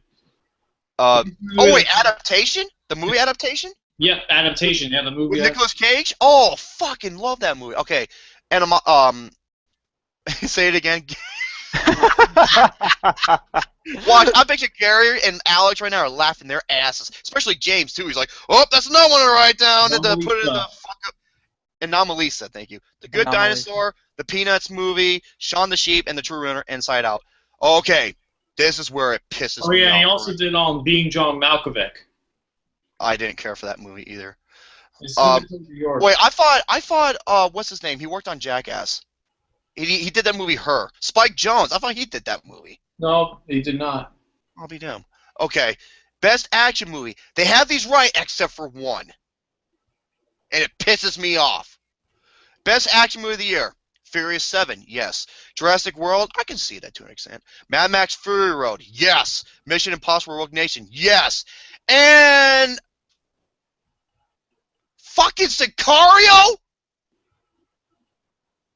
Why is Ant-Man not on there? That would have been a nice choice, actually. So you No, it's way fucking better than Sicario. Sicario bore me to tears. Ant-Man was so cool for what it was able to do. It's the best superhero film of the year and one of the best in the Marvel universe. Fuck that shit. Okay, best actor in an action movie. We're almost done here. I know it. Okay, best actor in an action movie. Daniel Craig in Spectre. That surprised me. Tom Cruise in Rogue Nation. Tom Hardy in Fury Road. Chris Pratt in Jurassic World. And Paul Rudd for Ant-Man. Those are good choices. Finally, Ant-Man gets some love. Yeah, if you ask me who deserves it out of all these, I want to give it to Paul Rudd. Mm-hmm. Same here. Ant-Man was fucking awesome. Yeah, fucking Sicario, give me a break. Right now, Alexander the Great is just like jumping for joy and praising. Okay, actress in an action movie. Emily Blunt in Sicario. It's not an action movie! Just like the nostalgia trigger is a nostalgia. Hello, I'm Nostalgia Craig. I remember it, so you don't have to. Yeah, whatever. He used to be that way, but he ran out of material. Yeah, whatever you say, mister. I thought the ending to Toy Story 3 was corny. Get the fuck out of here, dude. I do not like your opinion. Go by now. Hey, dog, you suck! I know I do. Wow. I'm the nostalgia critic. I suck balls, so you can go ahead and die. He goes, hi, I'm the Nostalgia Craig. I suck balls, so you don't have to. Well, I'm the Nostalgia Critic. I take lots of jizzing, so you guys... No, they're not. It's Oscars. It's called the Oscars. Like Brooklyn. okay. I have Actress- no involvement. Okay, I'm just busting his balls. I'm not like... I know. It's not that hard to make fun of me. It's not that fucking hard to make fun of me, okay? Fucking Alex James and Gary do it on a daily basis, and it's funny as fuck. I can't stand it. Okay. Rebecca Ferguson in Mission Impossible Rogue Nation. Bryce Dallas Howard in Jurassic World. Oh my gosh, he was fucking hot. He was hot as fuck, man. Oh my god. Ron Howard, I don't care if you have a cul-de-sac on your head, you make some good-looking daughters. Jennifer Lawrence in The Hunger Games Mockingjay Part 2. I saw that. Guess what? That was a massive disappointment. I gave it a 5 out of 10. And the true winner, Charlize Theron in Mad Max Fury Road. Yes, sir. Mm. All right, best comedy. Not musical or comedy. Motherfuckers. Golden Globes. Hollywood Foreign Press Association. Okay, The Big Short. Is The Big Short really a comedy? Yes, I can say Okay. it is. The Big Short, Joy. Well, Jerome, here's the thing though about Big Short. I feel it's more like a dramedy, but it's really fucking good. Okay. Sisters. Yes. Inside Out, That was a surprisingly. good. Sisters was really good. Inside Out, surprisingly. Yes, Inside Out's a good comedy. Even though it's an anime, even though it's more anime. Trainwreck, and I believe the best comedy of the year is Spy. Spy was a great comedy. We're almost done here. Best actor in a comedy: Christian Bale and Steve Carell, The Big Short. Robert De Niro in The Intern. Okay. I'm surprised about that one. I did not see The Intern. Bill Hader in Trainwreck and Jason Statham in Spy. He had me dying. He was fucking hilarious. Actress in a comedy: Tina Fey in Sisters, Jennifer Lawrence in Joy, Melissa McCarthy in Spy, Amy Schumer in Trainwreck, and Lily Tomlin Graham. I don't know. Melissa McCarthy. I hope she wins. Best sci-fi horror movie. Okay, at least I can see that, not musical or comedy. Ex Machina. Fucking really? It Follows. I'm sorry, that movie is overrated as fuck. It was overpraised as shit. Jurassic World. And if one of the Mad Max Fury Road is more action than it is a sci-fi. Yeah, it is. And the true winner, The Martian. And you know, you got the songs. The songs are pretty much the exact same thing except the hunting ground until it happens to you. Otherwise, it's the same. For best score, it doesn't have fucking Mad Max Fury Road. Why not? That's bullshit. Ah. Monkey XL, man, fucking did a great job with that movie. That's my pick for the best score of the year too. By the One way. of my favorite things to do at night is blast the Mad Max Fury Road song. Oh, especially the 20-minute chase sequence at the end. The That chase has some was awesome. awesome. And yeah, it was Carol, Hateful Eight, Revenant, Sicario, fucking really, and Spotlight. I wouldn't know because obviously these all came out within December. Best song, same thing except I want Fury 7 to win. Best documentary feature. The favorite is Amy to win. Yep. I never heard of any of these other films. Foreign language film. Moving on. Though I have a very good feeling. It's like 100. She's like the fair, like 1 to 2. I think. And that is it. I am fucking exhausted. I think we should end it here. I think this is a lot of stuff we gone through, and I You know what? I had a few more topics, but I just got exhausted from reading all that shit. Yeah, I'm gonna let you. Crap. We're gonna say that for the next podcast, so because it is kind of getting late, and we've gone a pretty good while. We got a pretty good. Well, we had a lot to cover, man. We were gone for a good long while. Yeah, so. seriously. Yeah. Yeah, Shadow Mac, Pimp Daddy, he's gotta rustle up his hose. Yep. Elsie Muscle's gotta squeeze his banana boobs at the Steelers won. He's gonna eat enchiladas. Question. And I'm gonna be twisted nipples. So go ahead and sign us off. All right, guys, that is gonna be it for tonight. Thank you guys all for joining us. I'd like to thank all my guests for joining me, Mr. Shane O'Mac, the Pimp Daddy, and Jerome. Thank you guys for all who watched, and we'll.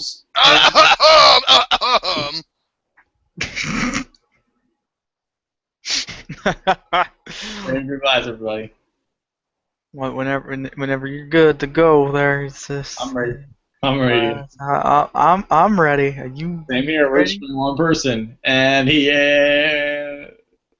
What? Absolutely, thank you so much for me to be a part of this episode, our return, our reuniting of episode number 26 for the Pain and Gain podcast. Tune us next time as we go over episode number 27. Until the next show, stay tuned. And once again, motherfuck Catherine Timth. And you know his name, fuck Bucket. Oh God, all right, Jay. Am I signing off now? Yep. All right. Scared the shit out of you, look at. I knew when it was coming. But, ever since I started doing it, I was like, that's my new outro. oh my god. Well, at any rate, thanks again, everybody, for listening to my rambles and rants about the gaming universe, and of course, the all anime bullshit once we get to that someday. At any rate, thanks again for watching, everybody, and of course, remember to like and subscribe if you want to see more. I know I'm gonna whore it out for you, Lucas, so you don't have to. So anyways, yeah, again, if you like what you saw, go ahead and hit that like button, and of course, subscribe if you want to see more episodes of Pain and Gain. I'll be returning back as well, and of course, thanks again, once again, thank you for watching, and have yourselves a good night, folks. Thank you guys so much for watching. Thank you for getting me to 200 subscribers. Once again, getting to 200 subscribers. Whoa. Thank you guys so much. Because Gary told me there were we got to 200. I got to 200 again. So now hopefully it stays. Thank you, Jesus. Anyway, I hope it stays. Thank you guys all for watching. And we'll see you guys in the next Pain Game podcast. See you later and stay awesome. Have a great night.